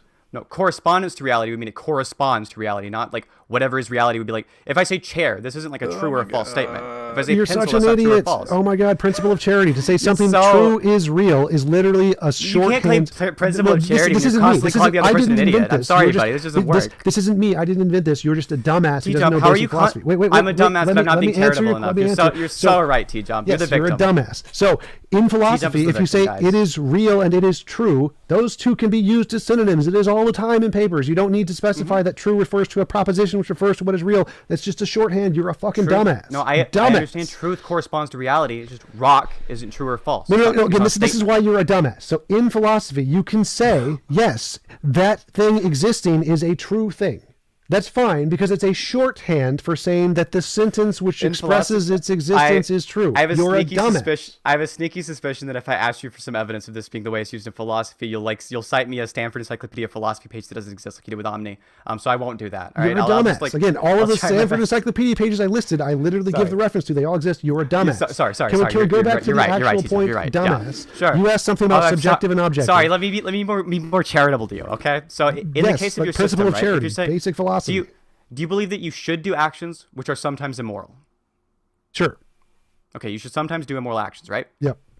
Okay. So is it the case that you should not sometimes do moral actions? Maybe. Maybe? Yeah, so like there could be an action which you think is moral, but you aren't sure. Like if you're friend leaves his door open and you don't know if he wanted it open or not. Should you close his door? There's a probability there. There's like, what is the percent that he wanted it to be open? What is the percent he did not want it to be open? If the percent that he wanted it open is 60%, then you probably shouldn't close his door, even though it might be a moral action. Okay. So there are some times where you shouldn't do a moral action. The answer is yes. Sure. Okay. So you think this corresponds to how people generally use the word moral? No, because you're conflating the word should in there, which has multiple definitions. Okay, which definition do you want to use for the sake of this discussion? I'll stick to that one definition. One word. Let's just stick to moral or immoral, not add in moral and should, because they're conflating definitions. Just use one word, moral or should, not both. So the issue is there are issues like with the way that you're saying like certain things you should do are immoral. If you say this, and then it's like it's reasonable for me to critique the fact there's like an incongruence there. You say that you should just use one word because they're basically synonyms. People intuitively but then you say there are times you shouldn't do the moral. Hold on, no, you wait. Okay, so in the case of the statements you're saying, right? If you're saying like there are sometimes words or there are sometimes things that you should do that are immoral and some things you shouldn't do that are moral, and then you're going on to say like you should just use one word because they're synonyms. No, you're clearly not.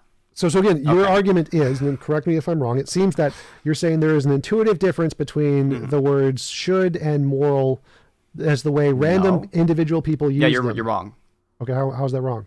The average person uses those the exact same way. If you want to explain what the average person refers to when they're referring to moral. Okay, so you should have shut up and let me finish the argument. So, I'm sorry. Let's not clarify. You said correct me if I'm wrong, and then you were wrong. Right. So maybe you should have shut up and actually listened to the end of the sentence, which is like you're so upset. Wait, let's go back, dumbass. The way should and moral are used by the intuitions of people and in my model. Do you see how that last part of the sentence kind of clarifies it, dumbass? Like, I was the last part of it. I have no idea how it clarifies it.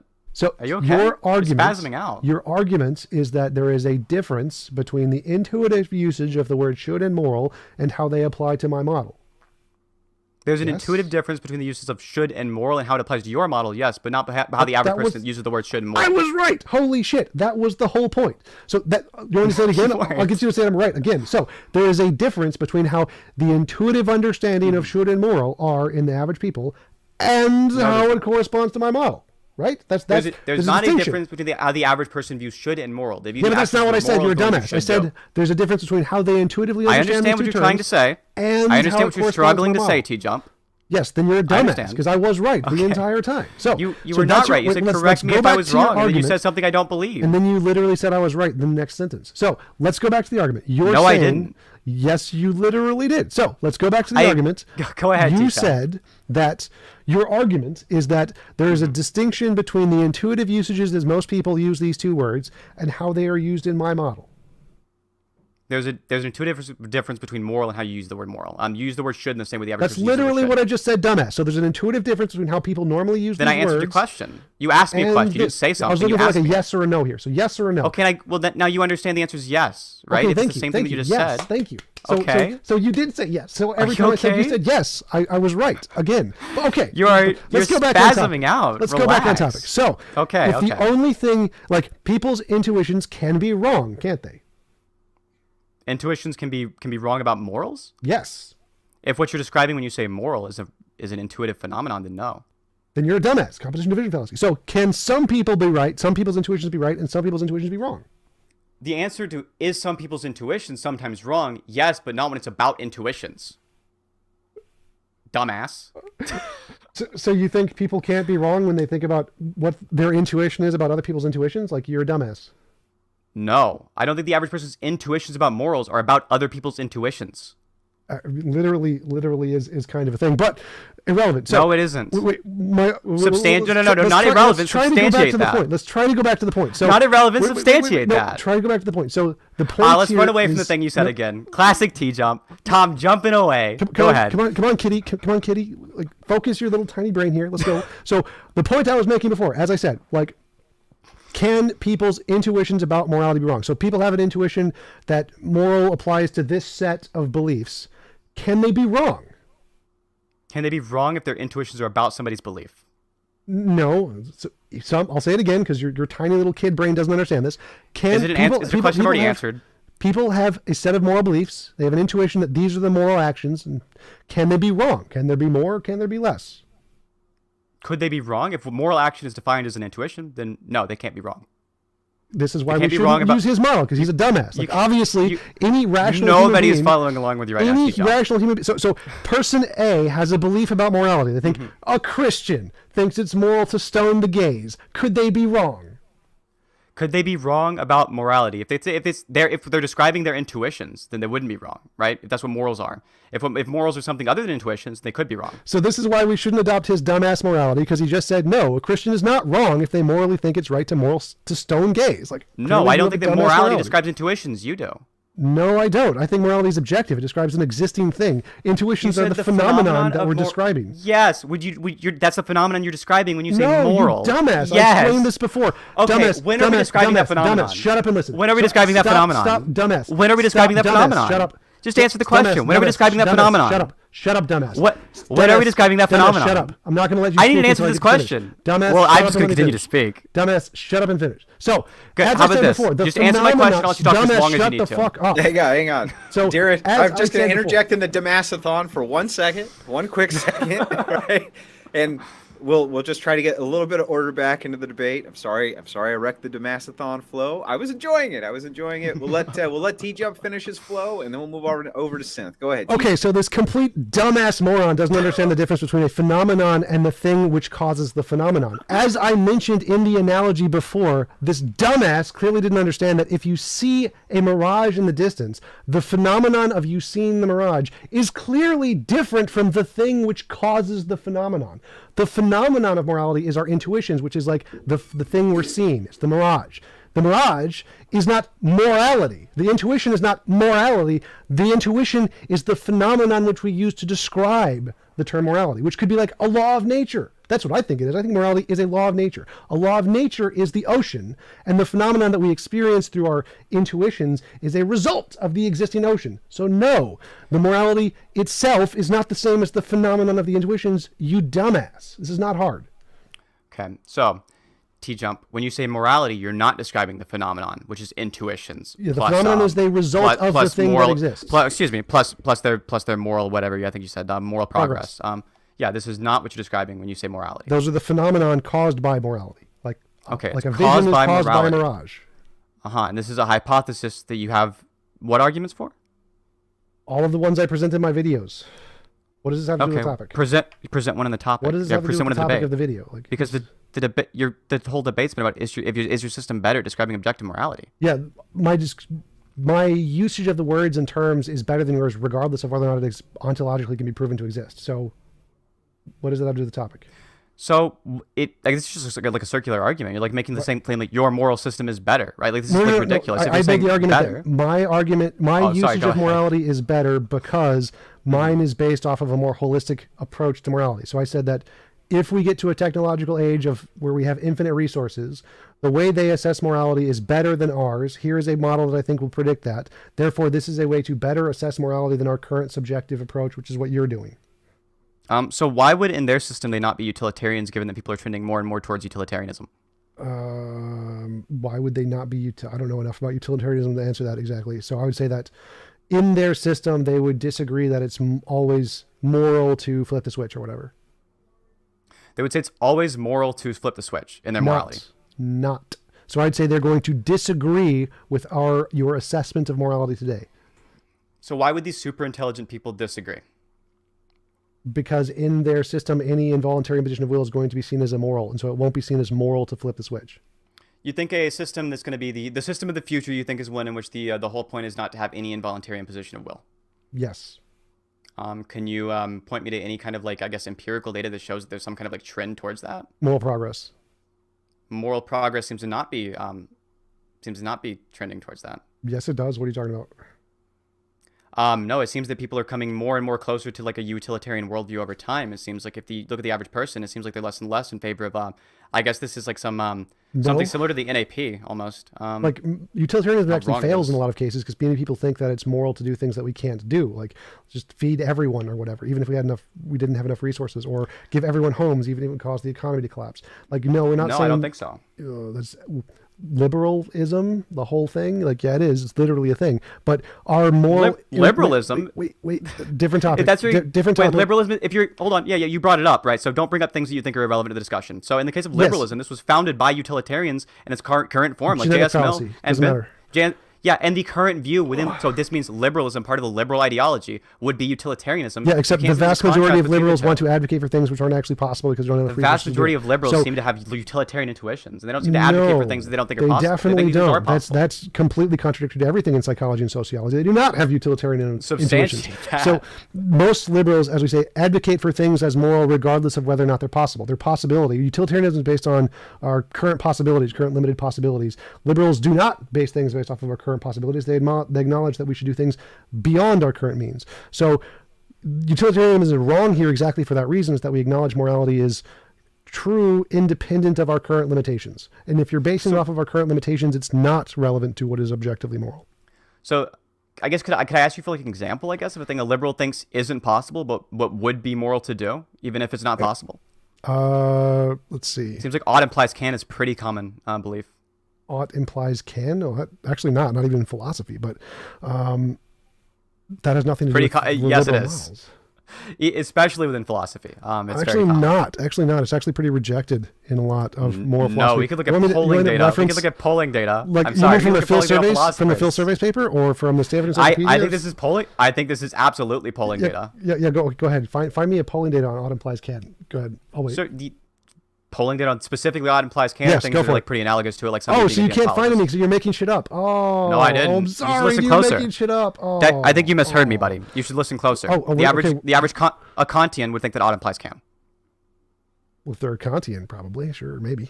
No, Okay. actually not necessarily, because they do Are disagree. you're not sure? So maybe you should hold back a bit before you claim I'm Yeah, making except shit you up. made the claim this was poll data, and you have no polls. Where are the polls? So you're full of shit.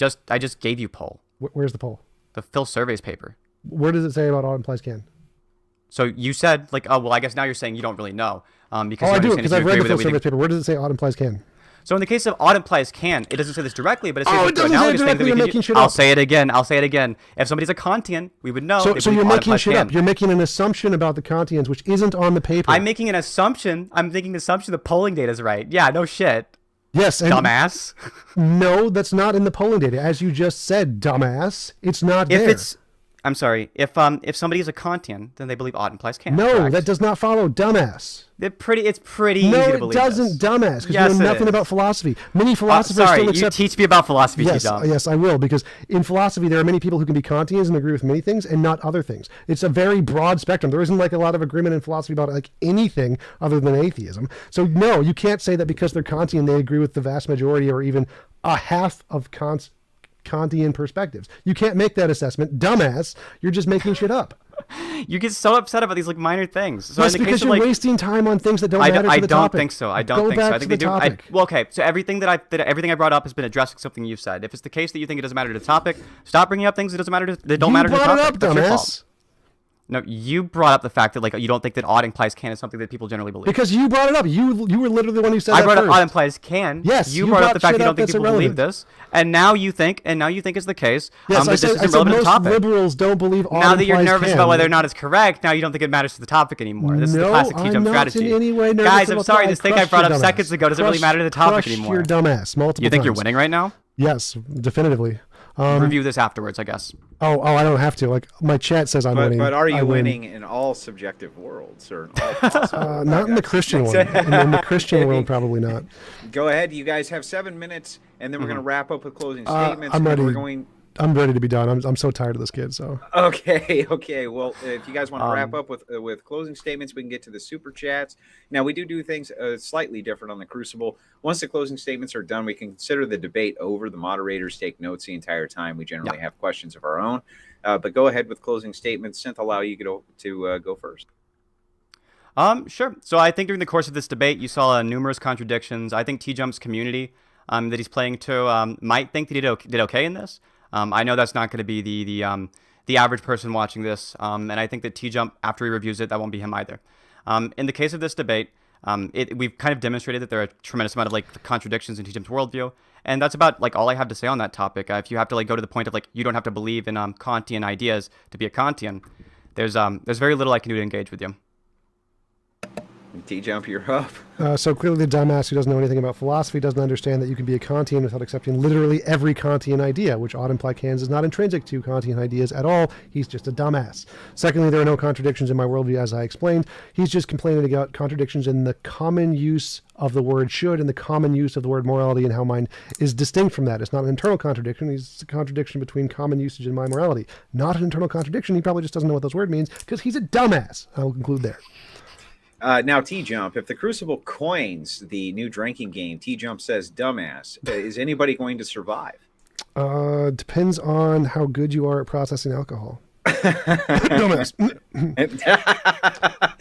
For $2, Dan Zammit says, could a human objectively determine this morality? I assume he means like scientifically, and the hope is that yes, it's currently a hypothesis, but the goal is that yes, we should be able to discover it like a law of physics, like any other law. Gotcha.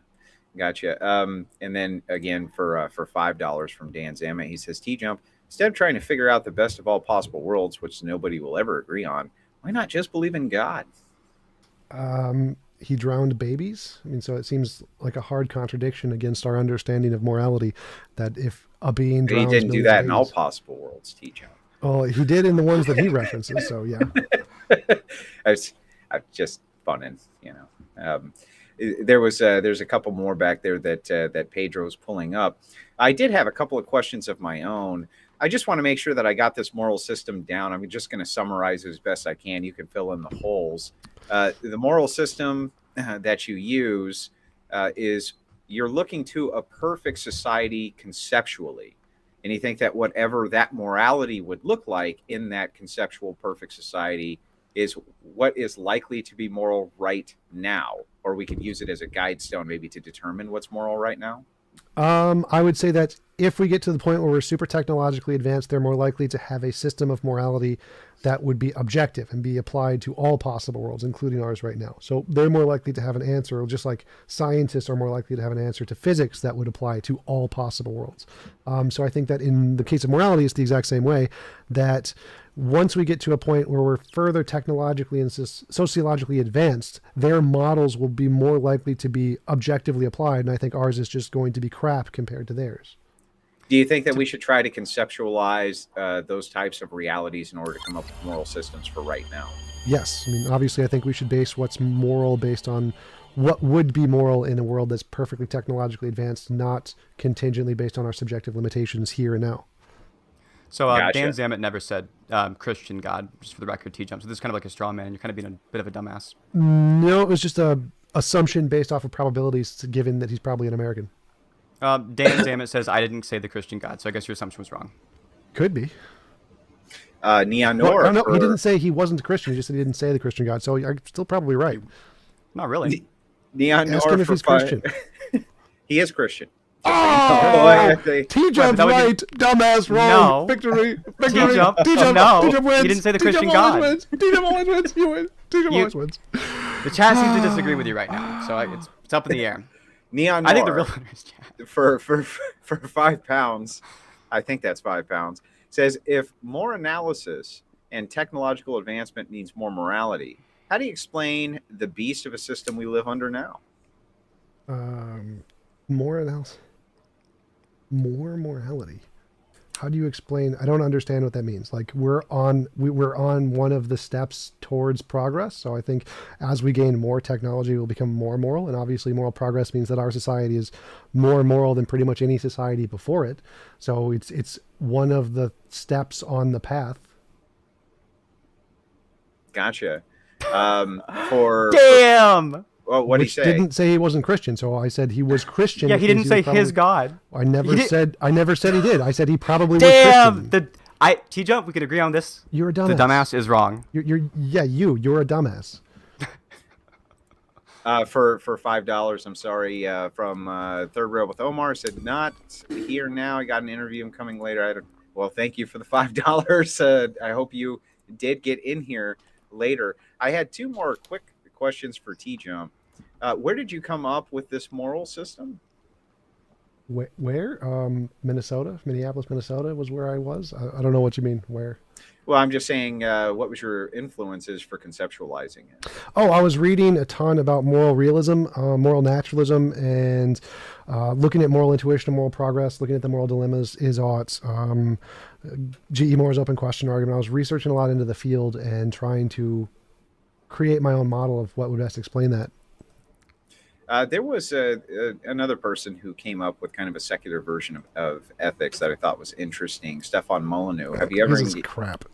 You don't like his? No, I like the actual philosophers who do those kind of things, like moral naturalism. I really like moral naturalism. Google moral naturalism, Stanford Encyclopedia of Philosophy, and yes, it does exist, contrary to his dumbass. Interesting. I always thought you guys would be like on the same page. Have you ever talked to Stefan Molyneux? No, I'd like to though, because I do find his theory Pedro, you very get bad problematic. feedback, buddy. Oh. Yeah, I don't know what's. I think you're like on your non-primary microphone is what's going on.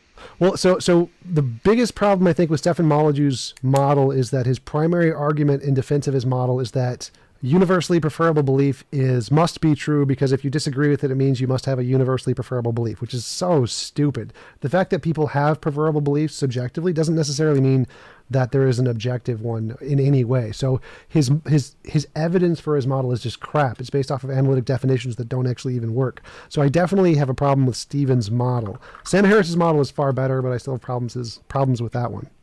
What about Jordan Peterson's model? Christianity, you mean? Yeah, it's not terrible, right? It's terrible. Pretty bad. It's pretty bad. The whole drowning millions of babies thing is not the best. The fact that a God being can say anything is immoral, but it doesn't apply to him, and so he can do whatever he wants with you, doesn't matter if it's torture or kill or destroy you for any reason. Not the best, because it's clearly subjective. Like, God says it, it's subjectively real. Well, this was the part I'm interested about when I was listening. You said in a future where we have like the maximum knowledge, the maximum technology, we're in the maximum spot, right? Sure. That's when we get the best objective morality, correct? Sure, I'd say that as we progress, as like in anything, as we get better at science, we're going to have the best science. As we get better at technology, we're going to have more knowledge in this field, which will give us a better insight into like morality and everything else. Probably, I'd assume that in the future, when we do have the best technology, they'll probably have better knowledge about everything than we do.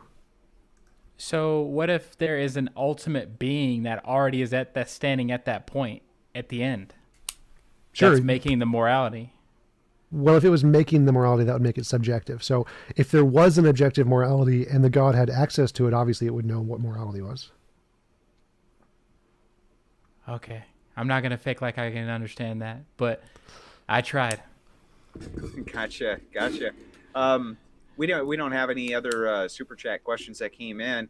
We do have another debate that we're doing in about 45 minutes. TJump, we sure appreciate you coming on the Crucible. It was a ton of fun. Can you shout out your channel again?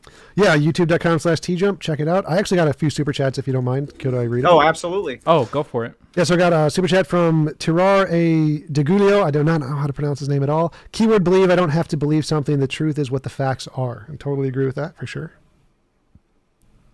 That's the only one that I see right now because I've been paying attention to you guys. But yeah, thanks for letting me read it. Yeah, absolutely. Anytime you're welcome to come back, T-Jump. Have a great night. Thanks for taking the time tonight. Oh, isn't he gonna sorry you had to deal with all the lollipop kids. Doesn't he get to promote his channel too? Oh yeah, He will. And then Sinthe, go ahead. Sure, I'm on youtube.com/Sinthe, Sinthe. You can find my content there. But I'm the left-wing in-house debater for the Crucible, and I think most of my content's going to end up being on here. All right. Thank you guys so much. I wish you guys well. Have a great night.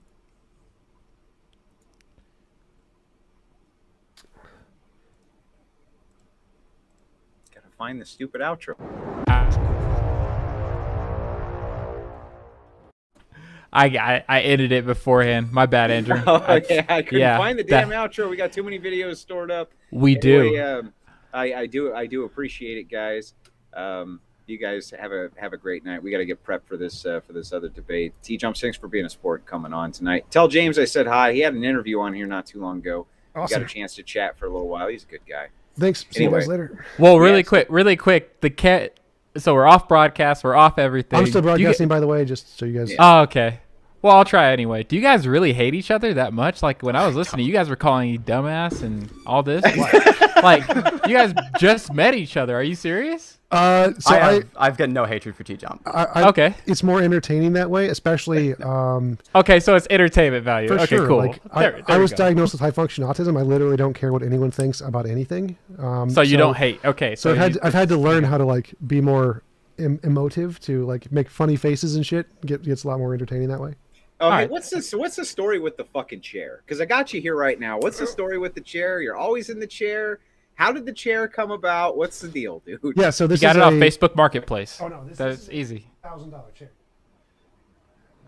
So this is my lazy boy chair. I've had it for a very long time. I used to be super overweight. I used to weigh 340 pounds. So I needed a big ass chair because I was fat. And so I got my first one of these guys, and it works super, super well. It's super comfy. Like these chairs are amazing. And I've just started doing my YouTube stuff in it, and it got popularity, gained like traction as my mascot. Now I get lots of donations, and people have like fake account, the TJump's chair account. Like, oh, TJump just farted. I love that comment. Absolutely great. And so it's a great, cool thing a way to promote my channel because it's like an icon, and so I just always keep it. I almost didn't recognize you at the debate con.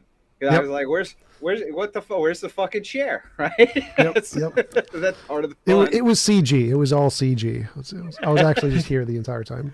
TJump, have a great night, brother. Take care of yourself. Thanks. See you Take guys it later. easy, man. And then Sinthe. All right. Back to Discord for another after show.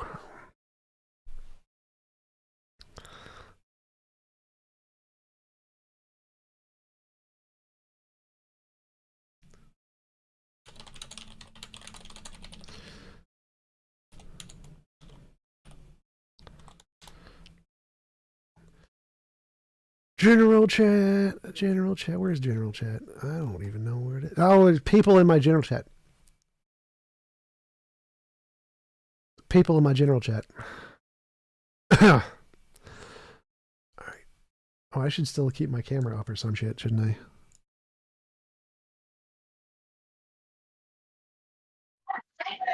What up, Jump? Hey, how's it going? Going all right. Just getting the shopping done. All right. After show for my second debate of today. Oh, damn, I didn't even know what was going on. What was it about? What I missed? Utilitarianism versus my morality. Utilitarianism versus your morality. Who was arguing utilitarianism? Sinthe. Okay. Hey, Frank.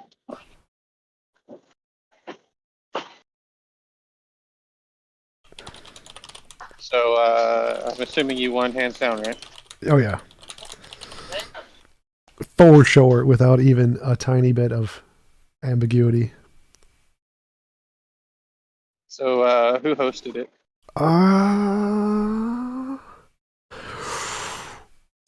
Crucible. Okay. So, I'm gonna write that down so I can look it up in a minute. It's on my stream if you want, but Oh, you already popped it up. Cool. yeah, I've been just live streaming all the day. Yeah, I missed both of them today. I was gonna have to catch up with them. Well, it's all Catch up one with them stream later actually. today. So I actually did them all on one stream, which is weird. But I'm probably gonna break it up. I'm gonna cut out the second one and post it separately, and because I kept the one show and then I did an after show for about an hour or two hanging out in Discord. So I'll probably keep all that together, and then I'll probably cut out the second debate and this after show and put those in a separate video. Nice. Hey, TJump, what is your grounding for the possibility of possibility and impossibility? Yes or no? Potato. The answer is potato to that question.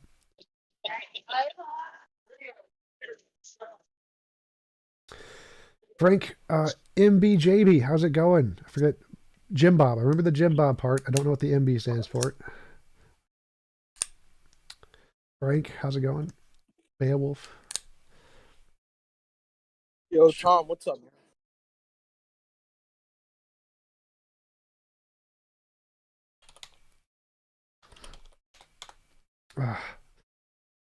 Frank, I'm doing good. Had a good event last weekend, which went really well. Yeah. TP Seeker, have you or will you discuss what you went through and did to lose weight? Yes, I've discussed it several times before. What I did was I would bike around the 3 lakes near my house, Nokomis, Harriet, Calhoun, twice. So it's 20 miles each time. That's 40 miles. So I'd bike 40 miles a day and jog 8-ish. Just jog around the lake twice. So 8 miles. So I'd bike 40 miles, jog 8 every day for 2 summers, and I lost about 100 pounds each summer. Thanks, Tante. See you later.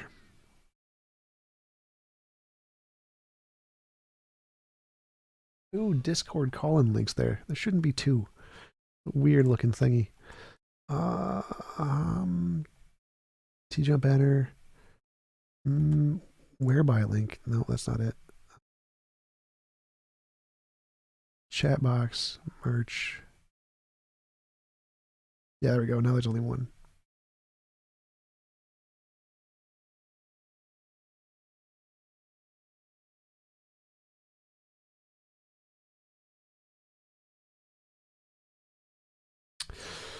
All right. Anybody else got anything going on? Any questions, comments, annoyances? Where's Illmatic when you need him?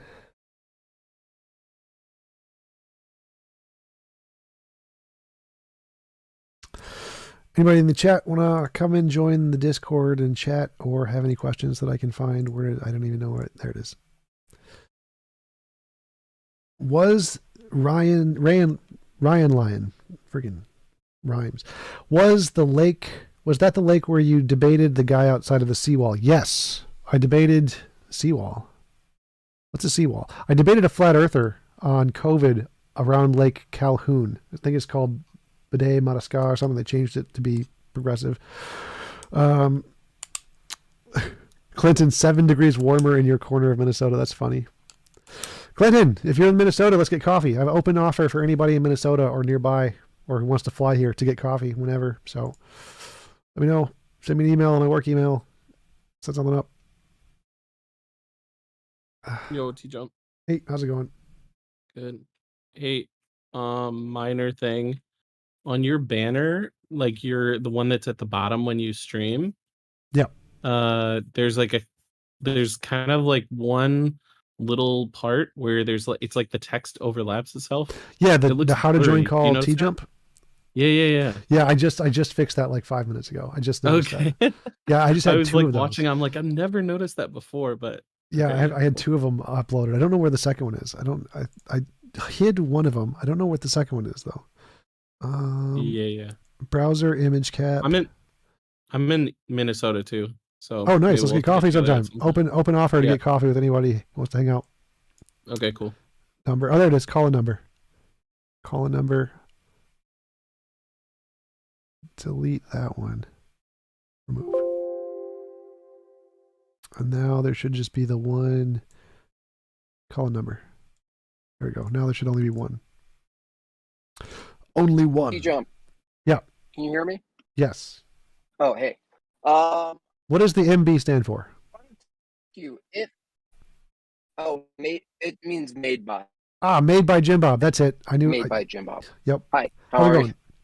I wanted to ask you, based on, let's say, all behavior, beliefs, everything we do is an expression of evolution. From that perspective, we couldn't actually invalidate religious belief or affirm or invalidate atheism, because it would all have to be inclusive expression, and to argue against one would be basically just like I don't know, like a temporary battle or something. But because if evolution is the end all telos, if it's the end all direction, then the philosophy and belief part wouldn't that be just a symptom?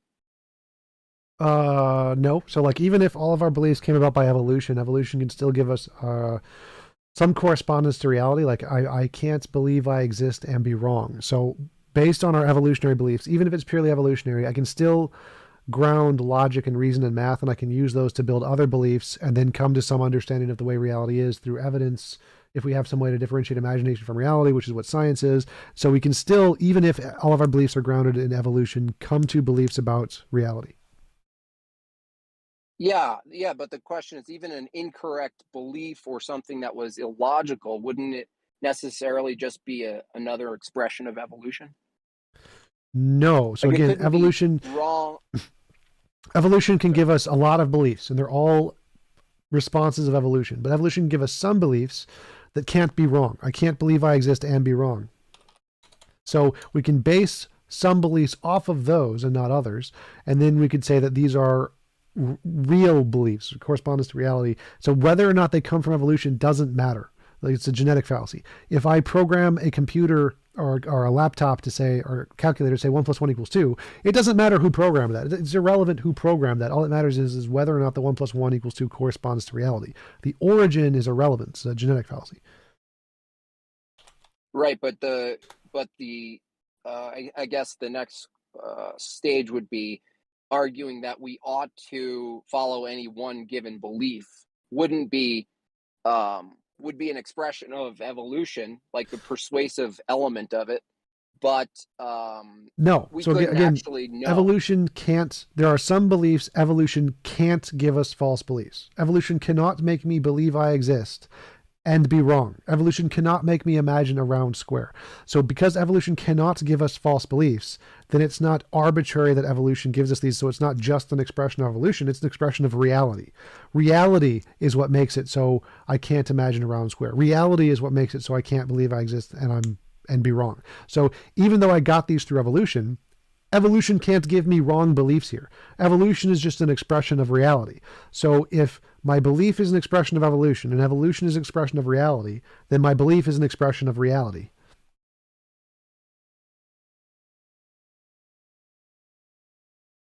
Okay, cool. Thanks.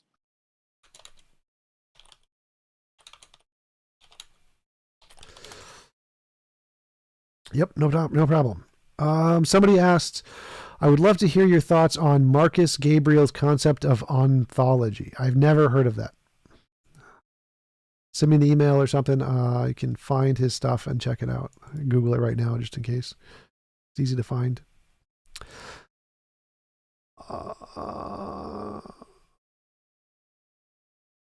That's a download. I don't want to download. A realist ontology? I do not see anything easy to find on it.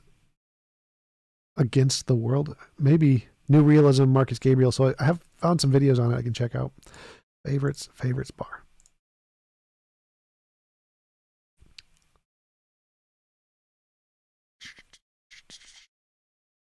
Anyone else got any questions, comments, whatever?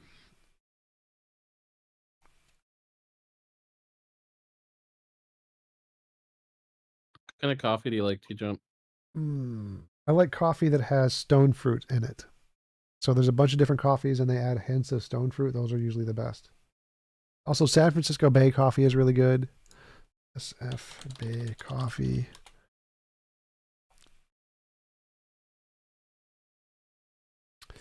But yeah, anything that has stone fruit. Do you know any places in Minneapolis that serve it? No. No, okay. I get it from like Target and stuff. I just look for the ones that have stone fruit. Like the Intelligentsia one is. Oh yeah, there is a place that sells Intelligentsia. I know there's a coffee shop that sells Intelligentsia. Don't remember which one it is though. TJ, the other day you mentioned having several staples. Did you have the surgery you talked about? How did that go? Yes, I had a tummy tuck. So after I lost the 200 pounds, I had a bunch of loose skin under my gut, and I had that removed by having a mini tummy tuck. And I got, I don't remember, 20 staples, something like that.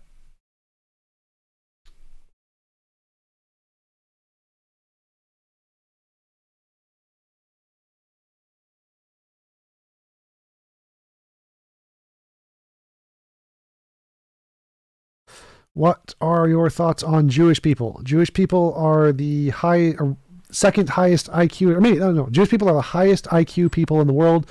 They do extremely well on discoveries. They have more Nobel Prizes per capita than anybody else. Jewish people are incredibly intelligent and hardworking and do a lot of stuff. Jews should rule the world, more or less. Ashkenazi Jews. Can I ask a question here? Sure. I just watched your debate or the conversation, modern day debate with the gender, race, and the left thing. So I'm a theist and Christian. However, there's a lot of views that the first guy, Hake, or whatever his name is, has. Yeah, most Christians are not going to agree with Hake. Not Hake. Oh. So I know that you used to be a Christian. Obviously, you're not anymore. But what would your outsider, I guess, input in would be from the Christian community to kind of deal with influences like that? Because they are like him and like Jesse Lee Peterson. I think they're closely connected, right? Oh yeah, he's Jesse Lee Peterson's producer. They work in the same office. But right, yeah. I mean, I think it's just like atheism. Like, there's always very stupid people with very stupid ideas in both groups, and all you can do is like criticize them and try to explain why they're wrong. Like, I disagree. Like, I have a big problem with all of the bigotry on the left and demonizing people who support positions just because they support positions. Like, Matt Dillahunty said I'm a bigot and a terrible person because I supported All Lives Matter and Super Straight in a debate, which, I mean, the whole point of me doing those debates is to show how people on the left are just as bigoted as like the Bethlehem Baptist Church when it comes to those who disagree with their positions. So I think that, yeah, we should definitely criticize the people in our own communities who are illogical. And that's about as all you can do, really. Sure. Yeah. Well, what was the context for that debate? Because it seemed like, which one? To me, it seemed ridiculously civil compared to what it should have been. He should have been torn apart, man. The Hake one? It was the four-man panel. It was just it was just one of the modern day debate panels. I mean, since it's a live event, people are a lot nicer usually in live events, with very few exceptions. And Hake is a really nice guy. Like, I went out to dinner with Hake on one of the nights, and he's super nice to talk to. Like, really nice guy, really personable. So it's hard to be angry at Hake, even though what he says is completely ridiculous, because he's such a nice guy. Yeah, sure. No, that's fair enough.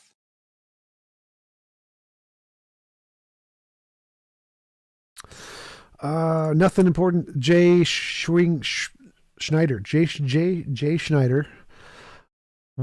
Curious about your setup. It seems like you have two screens, cam in the middle, and no teleprompter. Yeah, I have a 55-inch TV, LG TV, as my primary screen. Then I have my laptop, my work laptop, which is like a gaming laptop, which I do all my stuff on. And then my camera is like right in the middle of the two screens.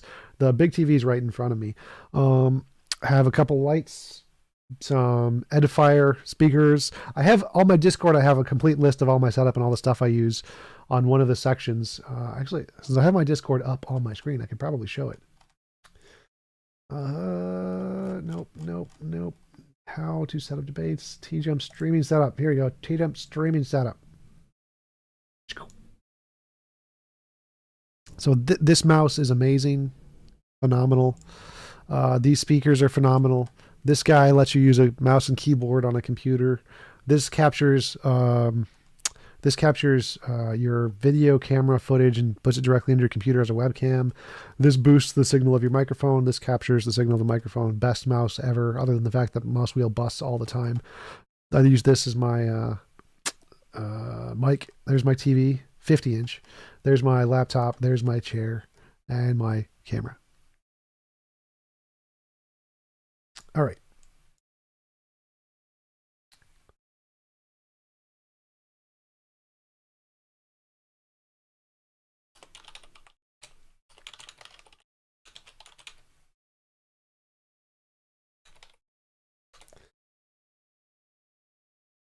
All right. Hey, Tom. Hey. Hey, back to that the debate question the guy just asked. Do you find that it's a large difference in your experience from online debating to being in person? Like you just said, you can hang out with the Hake guy and be totally cool with him, and it's like he's friendly, and you totally disagree with him. And we've just been so used to the like online chat debate, Skype debate, where we could kind of be pretty much ruthless to some extent.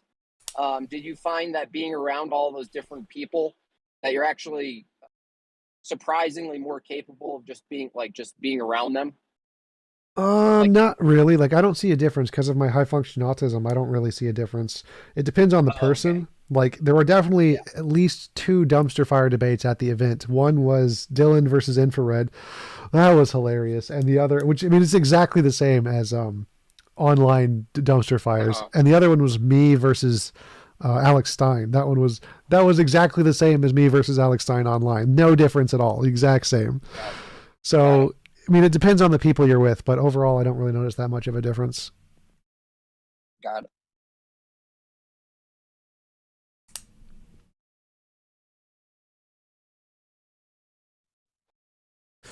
Have I heard of Joel Chestnut or Matt Stone? Maybe do a mukbang stream sometime. Well, I have not heard of Joel Chestnut or Matt Stone. I'm probably not going to do a mukbang because whenever I eat on stream, people just yell at me like, what are you doing to eat on stream? So most of my viewers hate that. I think I've had like 6 people say they were going to unsubscribe if I didn't stop eating on camera. I didn't stop eating though. Do I have a picture of my bicycle? My request is of a sexual nature. I don't. I mean, I could take one. If you pay me enough money, I'll take a picture of my microphone. I'll put it on put on like a sexy underwear thing on it too if you want.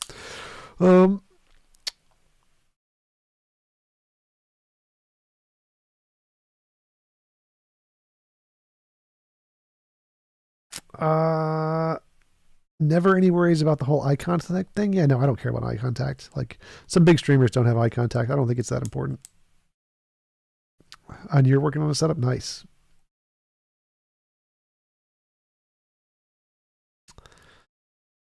Grumler, which Matt? Matt Dillahunty. Yeah, Jay Schneider. It was Matt Dillahunty.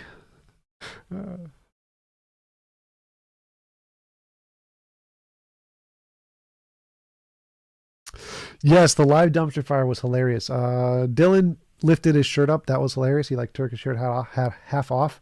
Absolutely funny. And then Infrared grabbed his phone and started to show the tweets between them, like the text. Like that was pretty funny too.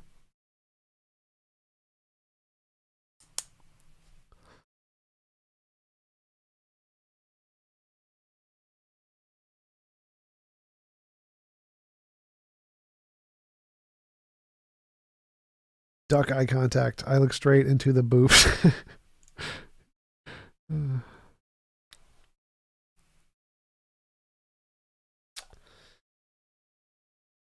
Anybody else got any questions, comments? Hang out in the chat. Join the Discord, discord.io/TJump. Yeah, Dylan and Infrared were supposed to do a boxing match. That was pretty funny. I'd like to see that.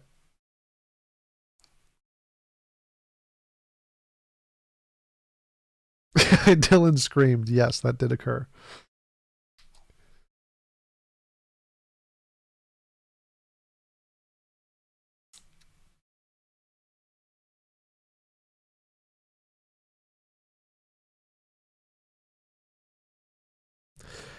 Hake defeat you debate.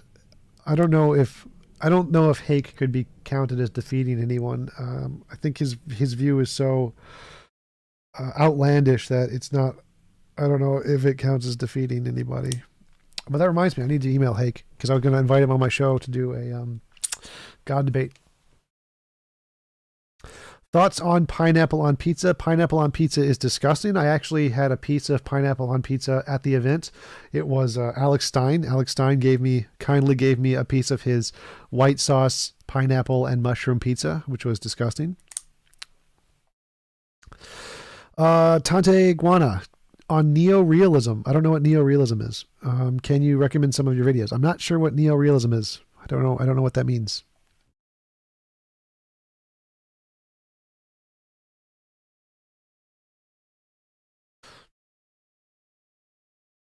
Power politics and internal relations? I don't know what that means. International relations.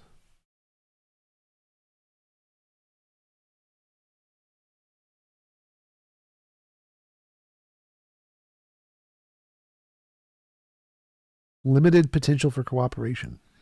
I probably disagree with that.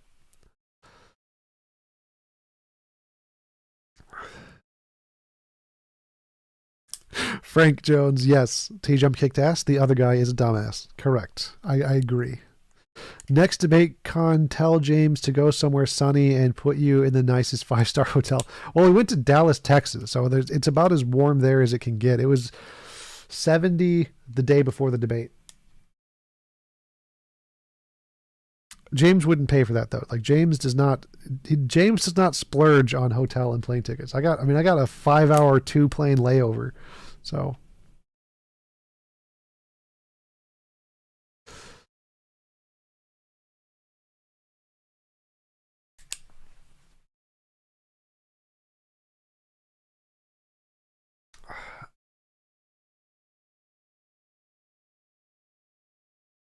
oh, Stripper Liquor wanted an invite. Can somebody, Frank, do you know Stripper Liquor's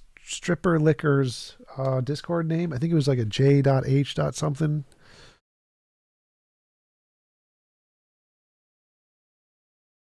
Is Stripper Liquor in the Modern Day Debate Discord? Oh, God 420. Is God 420 here?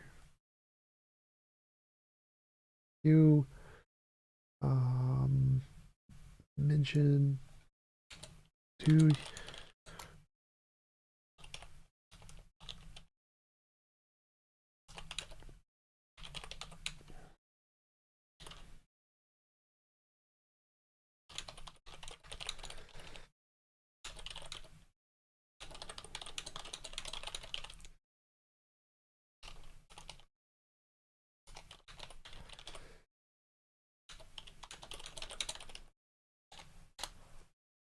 damn it, that's in the wrong place too. I put it on my friggin' god damn it. Delete message.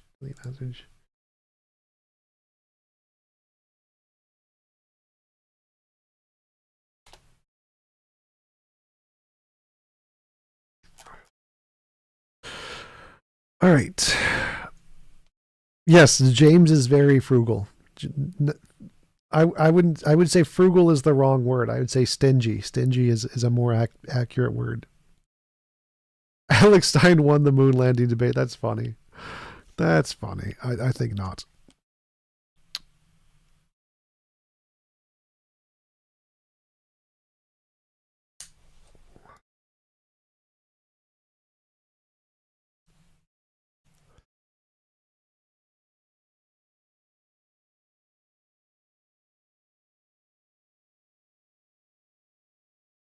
That's okay, Dante. I'm fine. I don't know what. The moon landing was my favorite Hollywood production, big boy. Wow. We need to get a big. Alex Stein brought a big YouTuber guy, 1.5 million subs, who's a troller. His name was Cassidy Campbell, I think. Yeah. So Cassidy Campbell. Huge freaking YouTube channel, 1.57 million subs. He was there dressed as rapper guy, absolutely hilarious.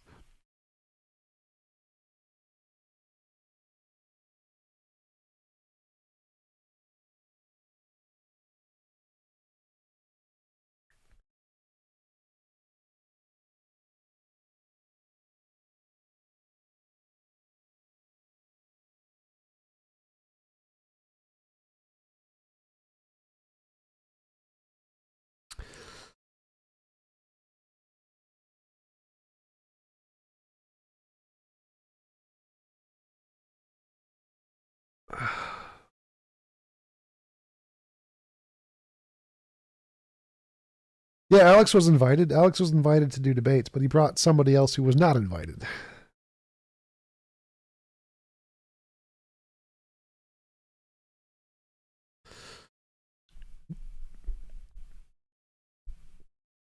All right, guys. If anybody else, unless anybody else got any questions or something, I'm going to head out and get some food.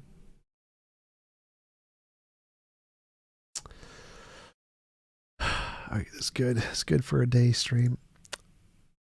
Thanks, guys. I will see you later. Peace out.